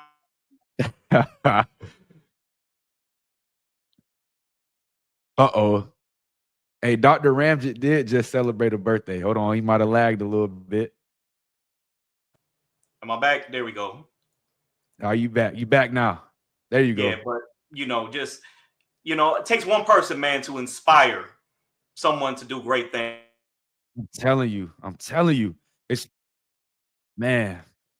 It's big. It's like I talk about, man, because I'm in the conscious community. I'm big about our people, right? That's number one. But when you coming from what some of these kids come from some of the stars that you see, they come from not the best backgrounds, and it takes a player, or it takes a coach or a teacher like that. I still got a math teacher like that that inspired me to be. I was a knucklehead, you know what I mean? I wasn't always the best student in high school, but just to have her pull me aside gave me, a light bulb that went up and said, man, maybe I can be better than what I am. Maybe I don't need to be so mediocre and like all these other guys. So it takes one person, and he's a living example of that. I can be one as well. So that's the bigger picture. But let me ask you this, brother, because for people that's tuned in, and I didn't learn this, but I guess Coach White put more, emphasis on this in context. But we all know Florida football is going to get the spotlight, right? You guys are the face of this thing. You guys are pushing it for all coaches. But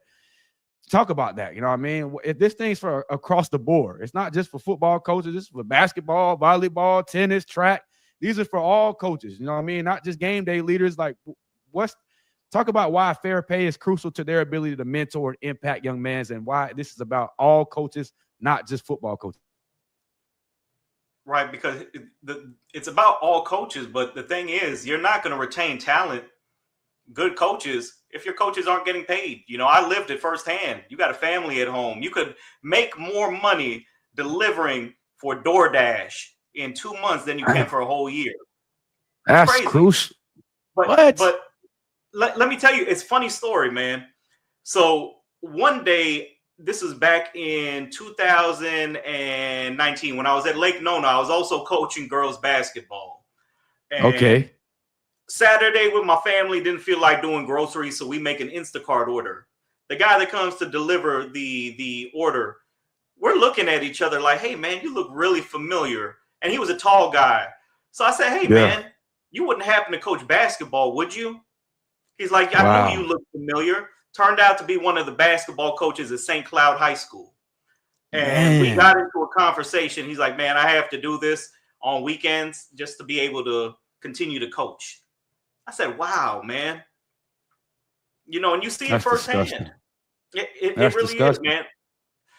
Because why?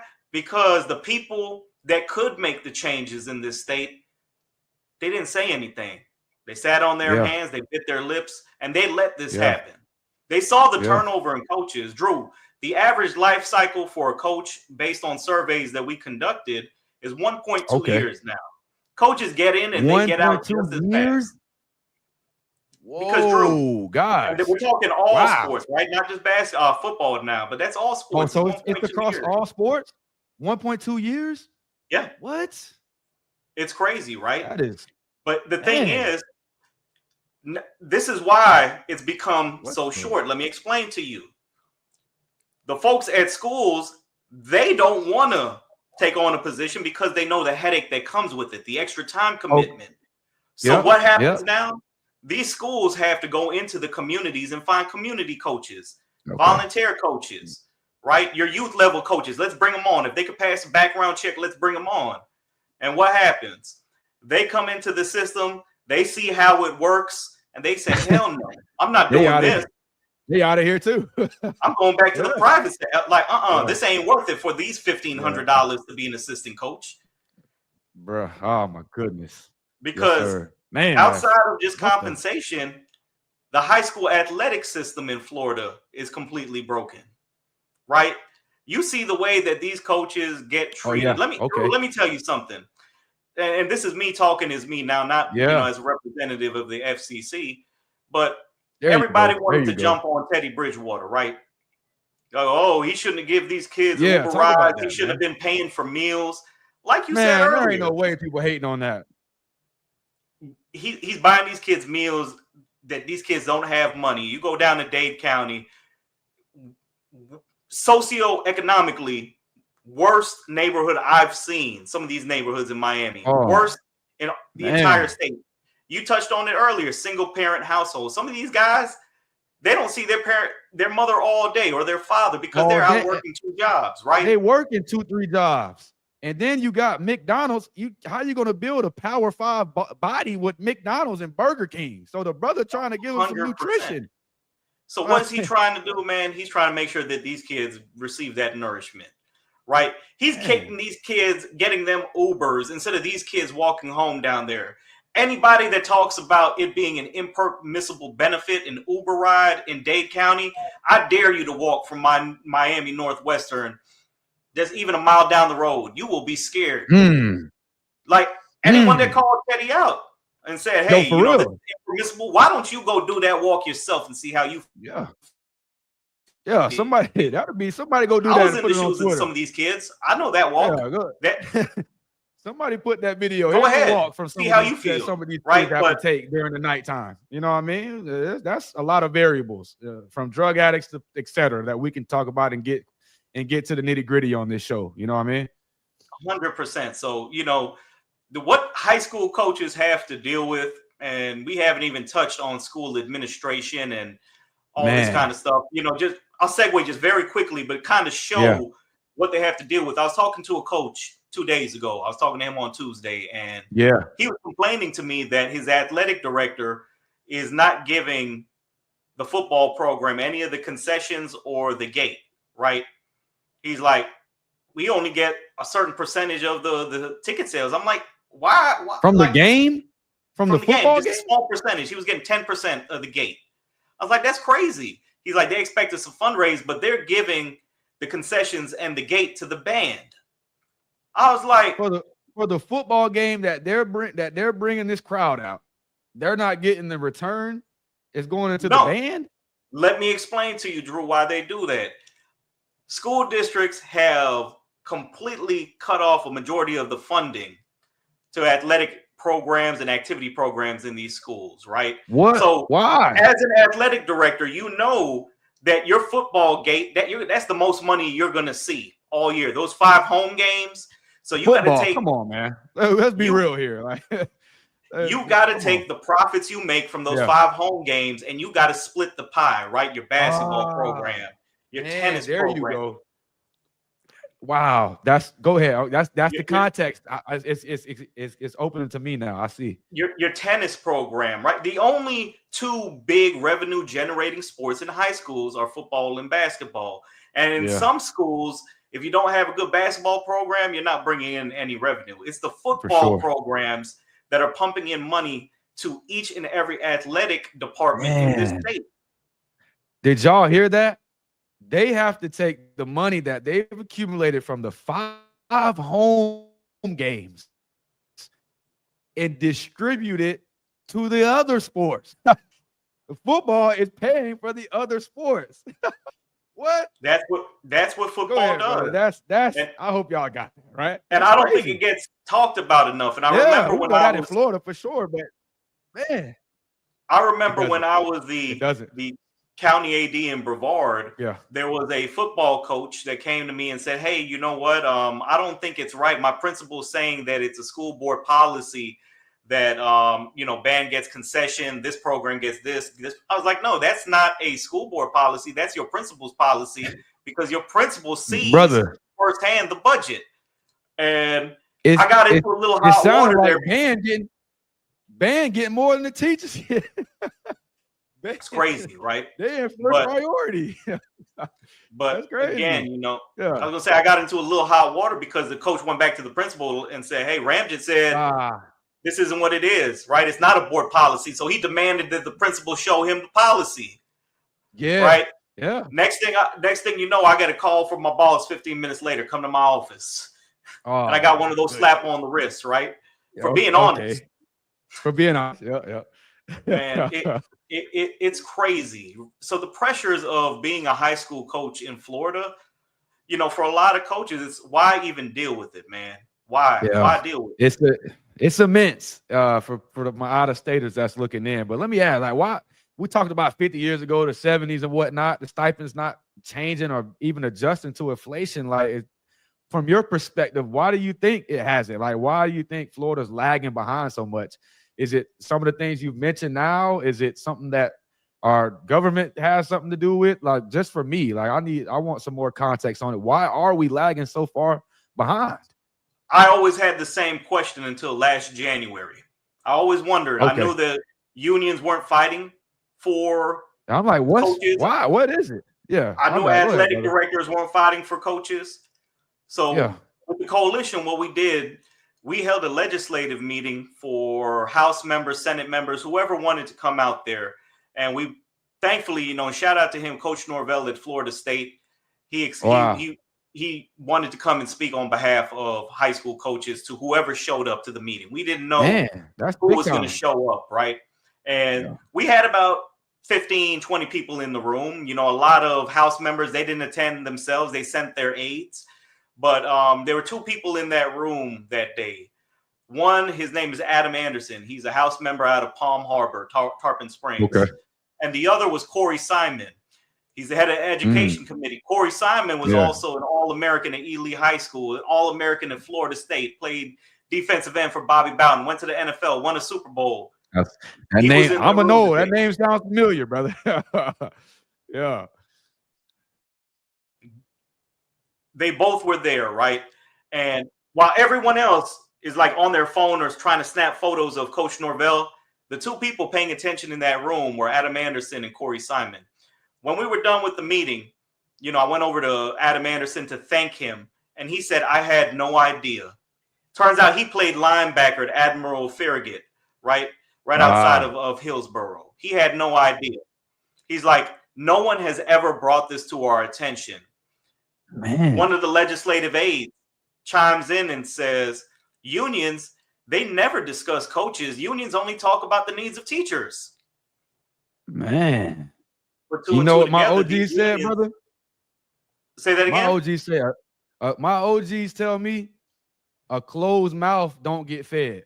Nope. I feel like nobody was nobody, like you said, people were sitting on their hands, not doing nothing for 10, 15 years. Is that what has us so lagged behind? Possibly. 100%. Yeah. That's why we lag behind, because the people that were supposed to advocate for coaches, the unions, the so-called coaches association in the state, ADs, your ADs, your superintendents, everybody stay quiet. Let me tell you a funny story real quick, Drew. It just popped in my head here. I'm originally from Broward County, like I mentioned earlier. Broward County had not raised coaches' stipends since 1994, right? It was just a small little incremental increase. But 1994, we're going now 31 years. A few months ago, we started calling out the coalition. We started calling out the union leader in Broward County, talked about her disclosed salary, her making hundreds of thousands of dollars while these coaches are suffering. Hundreds of thousands? They making it like that, brother? Yeah. Last year she made, I believe, it was over 150,000. A union leader in Broward, right? While your head football coach is only making $3,080, the lowest paid in the state of Florida, yet Broward is the second largest county. We started calling her out. And guess what happened, Drew? After calling her out for 2 months, they just raised coaching stipends in Broward, right? 40% all across the board. So you done force them to rate that quick. Hey, you got to put pressure on them, doctor. That's exactly what happened. And I'm sure, you know, somebody in Broward will, one of the office people, they'll say, oh, that's not why it happened. Well, why didn't it happen in the previous 31 years? Come on, man. We got to put respect where respect is due. The pressure burst pipes, and it needed 100%. To be bursted. You know what I mean? And, and it's when you really start understanding the system, Drew, it just is so disappointing, man. To know that for 50 years that all these things were going on, and everybody was aware, but nobody wanted to do anything about it, especially these unions, right, that are collecting dues from their membership, which coaches who are also teachers, a majority of them do pay these union dues. Can you talk about that, brother? I'll just skip right to it. Since many high school coaches are also teachers, like, what's the solution realistically to bridge the gap between teacher unions and coaching staffs to ensure fair pay? Like, what's the divide, and what can we do to kind of, I guess, help each other out if it's possible? What needs to happen is teacher unions should no longer bargain for coaches. Ooh. Coaches. So, okay. This is what our ask was to the state, Drew. We said every coach in the state of Florida should make minimum wage for every hour they work. Yeah, and obviously we need these hours to be recorded and verified, but minimum wage for every hour. How much lower does it get than minimum wage? Right now, they're getting a supplement, right? These guys out, use Broward County as an example, because we just use the number, $3,080. Yet you expect these guys to give 1,500 plus hours of their time. Get out of here. Drew, you go into a football interview, and I've sat on a lot of these panels, these interview panels. You go into a head football coach interview and you tell that principal, hey, you know what? I'm only going to work the fall because I'm not getting paid for the spring. I'm not getting paid for the summer. I'm not getting paid to go take these guys out 7-on-7. You're not getting that job. You're going to be laughed out of that room. Man. Heck no. Not today. That's what it is. So is that, so I asked Coach White, right? I say, what is, for the people that's listening in, they like, okay, y'all are advocating, y'all doing, like, what does it look like if it was to get past, or if they were to push something like that? What does fair compensation look like? And he said, minimum wage. You know what I mean? That's a starting point that we can tangibly start at. Can you expand on that, like the minimum wage thing? When we were formulating how we're going to get this messaging across, you know, a lot of coaches, you can't go from $3,080 a year to $150,000, $160,000 like they make in Texas. You can't do that. In Georgia, that's crazy. It's the way the teachers are classified in Florida and coaches is different from Texas. It's a different structure. That's why I said, like, we're completely different than Texas or Georgia. So how could we do it here? And I like how you guys are advocating for minimum wage. You're not going to be able to change the structure because the unions have such a stronghold on contractual language, right? Okay. So the you know what we formulated is, well, let's ask for minimum wage. Why? Because how much lower does it get than minimum wage? Man, come on, man. Drew, let me hit you with a story real quick, man. This just popped in my head, right? Yes, I sir. say minimum wage because I started thinking of what profession makes less than minimum wage, and I started thinking about waiters and waitresses, but they're allowed to make tips. Right, and those tips push them over the hump. I recall when I was in Brevard, we had a softball coach at Melbourne High School. He was giving a young lady lessons on the side, and I guess a parent got angry that her daughter wasn't getting lessons as well, and became aware that the family gave the coach a gift. Right, I think, you know, don't quote me on it, but it was like $100 gift card to Chili's or something like that. The limit on a gift that a school board employee can make is $50. The parent raised the stink, and the principal goes to the school board and launch an investigation. The coach gets fired over receiving $100 gift card from a parent. $100, guys. Like, what are we talking about, man? Like, come on, bro. Like, family out of the goodness of their hearts. Pettiness. Right? Family out the goodness of their hearts. They gave this guy a gift. Thank you for working with our daughter. But what happens, you know, they try running a sham investigation saying the coach didn't rent out the athletic facility at the school like he should have, and he didn't. Man, they try to do anything they can, man. These parents are, come on, parents, you gotta do better. Come on, y'all. And I'll tell you, as someone that worked in district administration, and I always wanted to be a superintendent. That's all I wanted to be, was working towards being a superintendent, right, and help run a school district. When something like that happens and a parent complains, everybody goes into CYA mode. They're just trying to cover themselves. So what do? They throw the low guy under the bus. Who's the low guy in the situation? The softball coach. The coach, he got the brunt of it.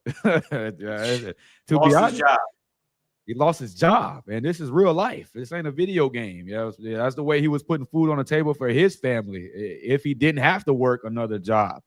So, man, that's just stories right there, and that's not even football. Minimum wage, it doesn't get lower than minimum wage. We're not Yeah, asking for $100,000. We're asking for minimum wage for these men and women.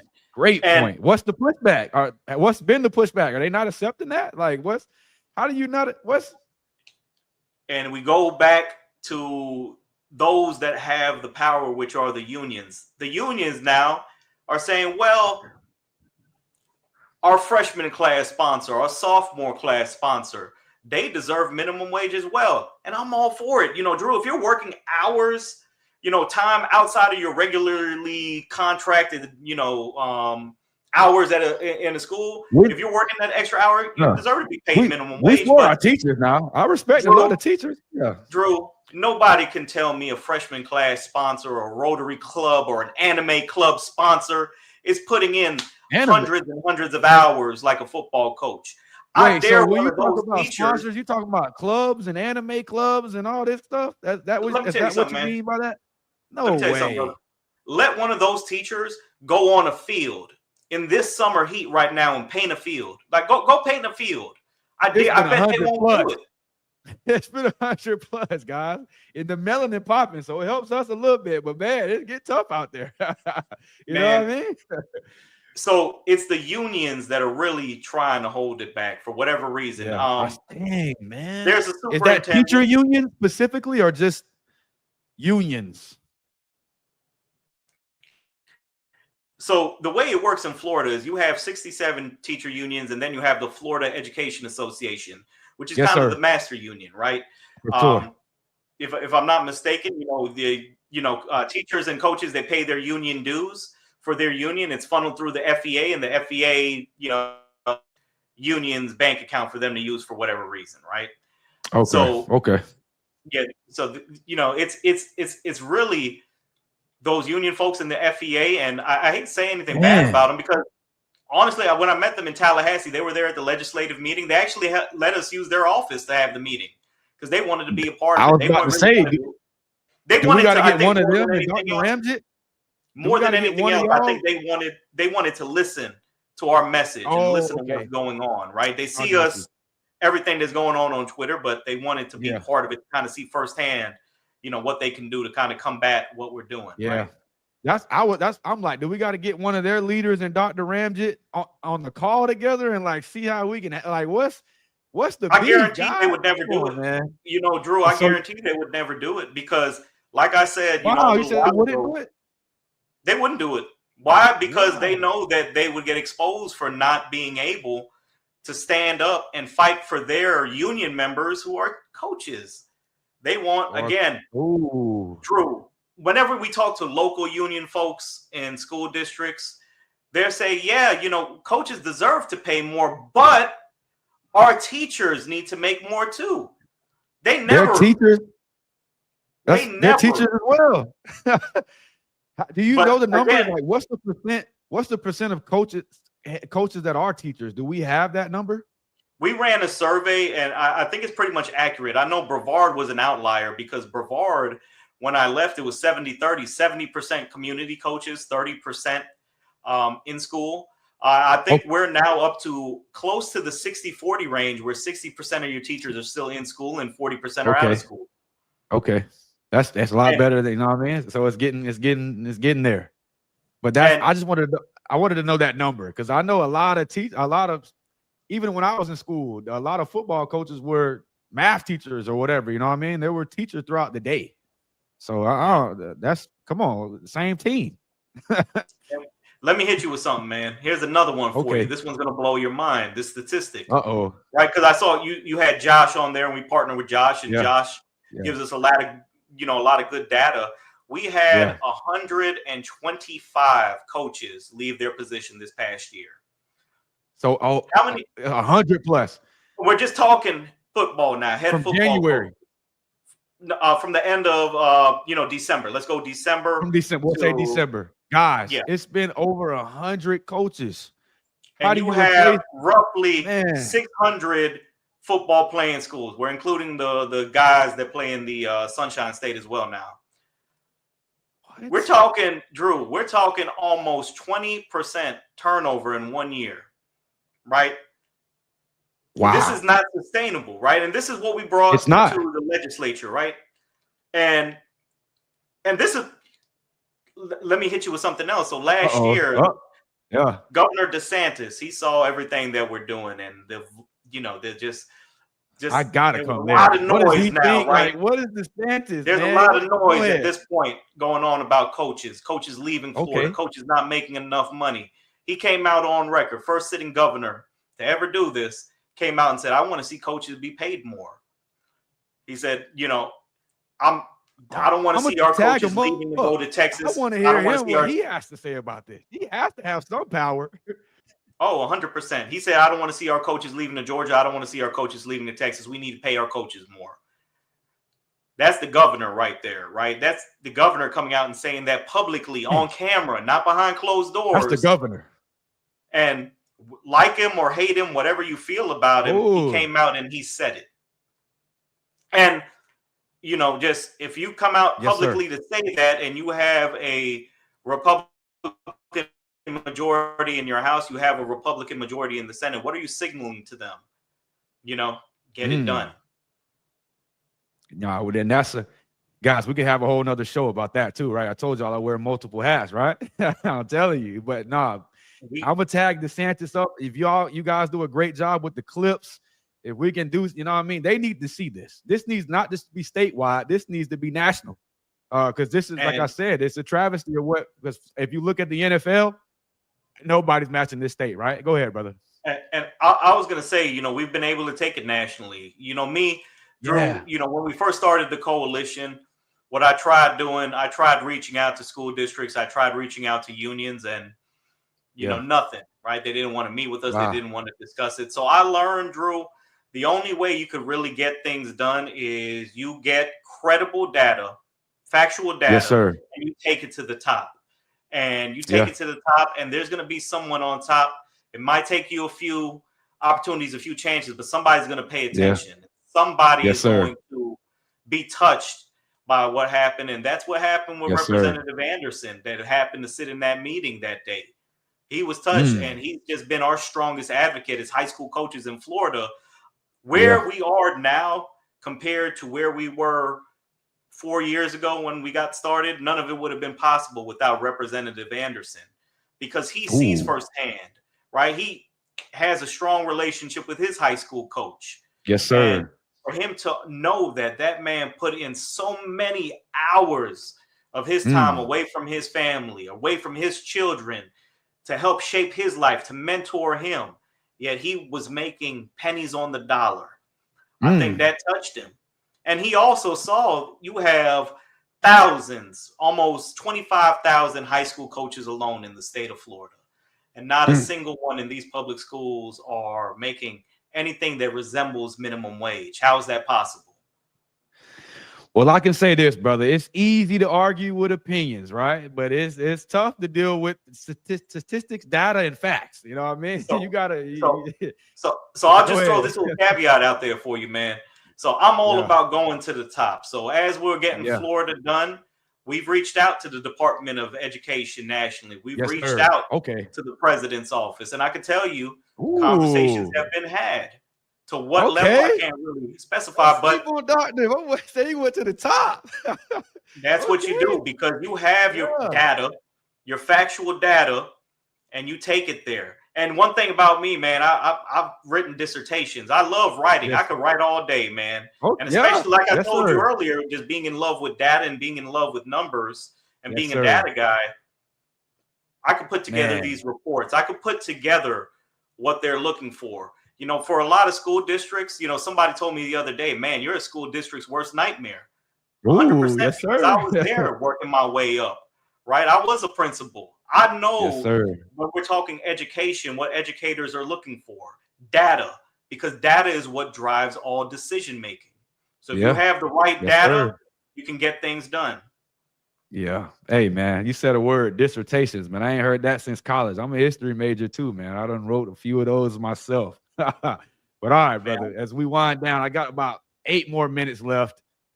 This is your first time. I just want to get your feet wet. You know what I mean? As I said, we don't brought the energy. We don't brought some context to the issue, but I want to have you back on as we expand this thing throughout the season. But let me ask you, man. Let me ask, how can, for the community involvement, for the people that's watching, the parents, the fans, the boosters of high school sports, they play a role in this thing too. But what can they do? You know what I mean? You guys are advocating. You guys are the loud voice of this thing. What can they do that want to help for the parents and stuff? Like, what can we do? Speak up. Speak up. Don't stay silent on this issue. Do not. Yes, sir. Make a statement. Tag your local representative. Tag the governor. Tag the brand new commissioner of the Florida Department of Education. Let them know that you're fed up. And now that you probably, sat through this interview, and now that you know that your local public school coach, high school coach, whatever sport, is making pennies, be vocal about it. Let them know that you're angry. Let them know you're tired of seeing these hardworking men and women be taken advantage of. That's what you need to do. And Drew, I got to get this in there as well, right? So when we came out the gate, there were coaches associations in the state that really said, hey, these guys are a flash in the pan. They're not going to last. These guys are a Ponzi scheme. Like, they would say anything at all. You know that's how it goes. You know that's how it goes, brother. Yeah. And they could take this and they could run with it, but everything that we've done and we've accomplished in the last 4 years, and we've done more than they have in maybe their history for coaches when it comes to compensation. We did it all without charging a single coach in this state $1. Man, everything that we do through the coalition, Drew, is by sponsorships, by these organizations that support us and support high school coaching in Florida, without charging a single dollar of membership dues. Can they say the same? If you pay dues, ladies and gentlemen, coaches watching on this call, ask your unions, ask your associations where your money is going. I bet they won't give you a dollar by dollar breakdown. My brother came on here and spit some bars, right? And as my mom say, if you ain't got haters, you ain't popping. You know what I mean? So y'all obviously doing something right, brother. And honestly, at the end of the day, man, it's not really as much for myself about having haters. It's about being honest and transparent. How many people, like I said, when I left, my job as a county athletic director in Brevard, I left because I couldn't be that guy. I couldn't be that yes man. Like I brought it up earlier, and it all ties in the way my father raised us. He's 100% disabled U.S. veteran. He raised us to speak out, right? To do the right thing always, to be honest. Yes, sir. And that's all I've been. Sir. But the thing is, I don't think nothing scares, some individuals more than someone telling the truth. So. Well, they say they can't handle the truth. That's what they say, huh? There it is. That's what they say, OG. You know what I mean? But all right, man. Hey, my brother, first things first. Shouts out to the squad, right? To everybody that's tied into this, from the coaches, from Carl Whites, from Waldrops. This is a good team right here. I know he said people hate, I'm gonna say it for them. They hate talking about Ponzi schemes and whatnot. Come on, man. Look what these guys are doing for nothing. It ain't like they're getting money off of this. We're advocating for the coaches to get more money. So this is where it starts. And he asked how you guys can help. Advocacy. Don't be quiet. Speak up about it. Revolutionary. Don't be afraid to speak up about it. You parents see it in your communities. Hashtag pay Florida coaches. Let's use that hashtag. Let's make it go national. As he said, some of these other states are starting to create these things in their own states. They're starting to see issues in their own communities. Like, man, we see what Florida's doing. Oh, man, we see what Dr. Ramjit's doing. Maybe we could do something like that. You know what I mean? So let's get this thing popping. And let's go ahead and do what we got to do to help our coaches. Because as I say, as you can see the emotion, right? It's bigger for me because I come from those communities that we talked about. You know what I mean? I come from seeing those men that pull me by the collar and say, we're not doing that. Pull your pants up. You know what I mean? That's where it starts. I can really turn it up, but I'm gonna keep it cool because my brother's on and I know he got people watching. So this has been big time for me. I wanted to make this one happen. As I said, my brother and the crew are doing a great job, hell of a job. You know what I mean? I'm trying to be professional, but they're doing it, man. And I just hope Ron DeSantis, I hope these big time, as he said, take it to the top. You can take your opinions, they can push back on that. But when you take the stats, when you take the data, you argue with that. Argue with the data. Argue with our men making less than $3,080. Man, what you can do with that, man? Man, I'm talking about the coaches' wives. What wives can deal with that? These are human beings. Go ahead, brother. My bad, man. I'm gonna quote the greatest of all time here. Men lie, women lie, numbers don't. Ooh, come on. The bars are here for Dr. Ramjit now. I'm telling you, his name Andrew, so he got something in him. He got something in him. And you heard of Pops. Pops still swaggy today. You know what I mean? Yep. Veteran. So that's where it starts, man, for sure, in the household. We need our parents. We need our, you know what I mean, our dualities, our nuclear families, as we talk about. There's a lot we can talk about, right? But this man right here, you know, he's leading the way. He's spearheading this thing, you know, spearheading this thing along with the guys that we mentioned throughout this. So let the people know where they can follow you at as we wind down. I got like 1 or 2 more minutes, brother. Let the people know where they can find you at for sure. Yeah, so you can find us floridacoaches.com, PayFL Coaches on Twitter, and we launched the app today on Team. It's Team After Stack Sports. It's the Florida Coaches Coalition app. Go on our Twitter. You can scan the QR code, get in there. But if you haven't heard about us, you'll hear about us loud and clear very soon. But I think we've gotten through to everyone. They were here tonight. Oh, yeah. They're here tonight. And I'm sure I'll get some angry text messages from some union people and some other people. But I'm not lying. Yeah, I'll just end with this last minute, brother. It's all love, man. We just want to see the state when we're talking about Florida football, right? Of course, we're going across the board, all our coaches, but man, what Florida football does beyond the line of scrimmage, beyond the side, but the lines, creating the role models, creating the father figures, not just football players, creating the doctors, the lawyers. Not everybody's going to make it to the NFL, guys, but they create the community leaders that we see, the husbands, the fathers that we see today. So this is Dr. Andrew Ramjit. Man, you guys go to #PayFloridaCoaches right now. Go follow them right now. Go get the app right now. Get off this and go tap in, man. So it's much love for my brother. I hope you guys enjoyed this. I hope you enjoyed this. We're going to have another one of these, right, as we get this season rolls on. But, man, you guys hit that like button, hit that share button. What you got to say, Dr. Ramjit? Close us out. Man, more than anything else, you know, Drew, I appreciate the platform. You having me on and reaching out, you know, just means a lot. Anytime we can get in front of an audience and, you know, pound our chest and let them know that our coaches out here in Florida are struggling. You know, we could talk about them only making $3,000, but these men and women, hardworking men and women that are raising the next generation through athletics, they're out here struggling, ladies and gentlemen. You don't believe me? Go ask your local high school coach. Yes, sir. They're okay. They're struggling. So we need to come together now more than ever because we have a serious problem on our hands. It's about to become an epidemic here in Florida. Imagine they're already shutting down programs across the state because they can't find coaches anymore. We don't want that. We want to be that state where coaches are leaving Texas, leaving Georgia to come to Florida because, as we all know, Florida has the best athletes in the country. So, ladies and gentlemen, everyone watching at home, coaches, join the movement. Drop the mic. Drop the mic right there, brother, man. Y'all hit that like button, hit that share button. Hey, y'all. This my brother, Dr. Andrew Ramsey, killed it tonight, man. Much love, y'all. We'll be back next week. It's a big game tonight. It's games all weekend, man. Much love, y'all. Hope y'all enjoyed this one. Peace. Stay on, doctor. Stay on.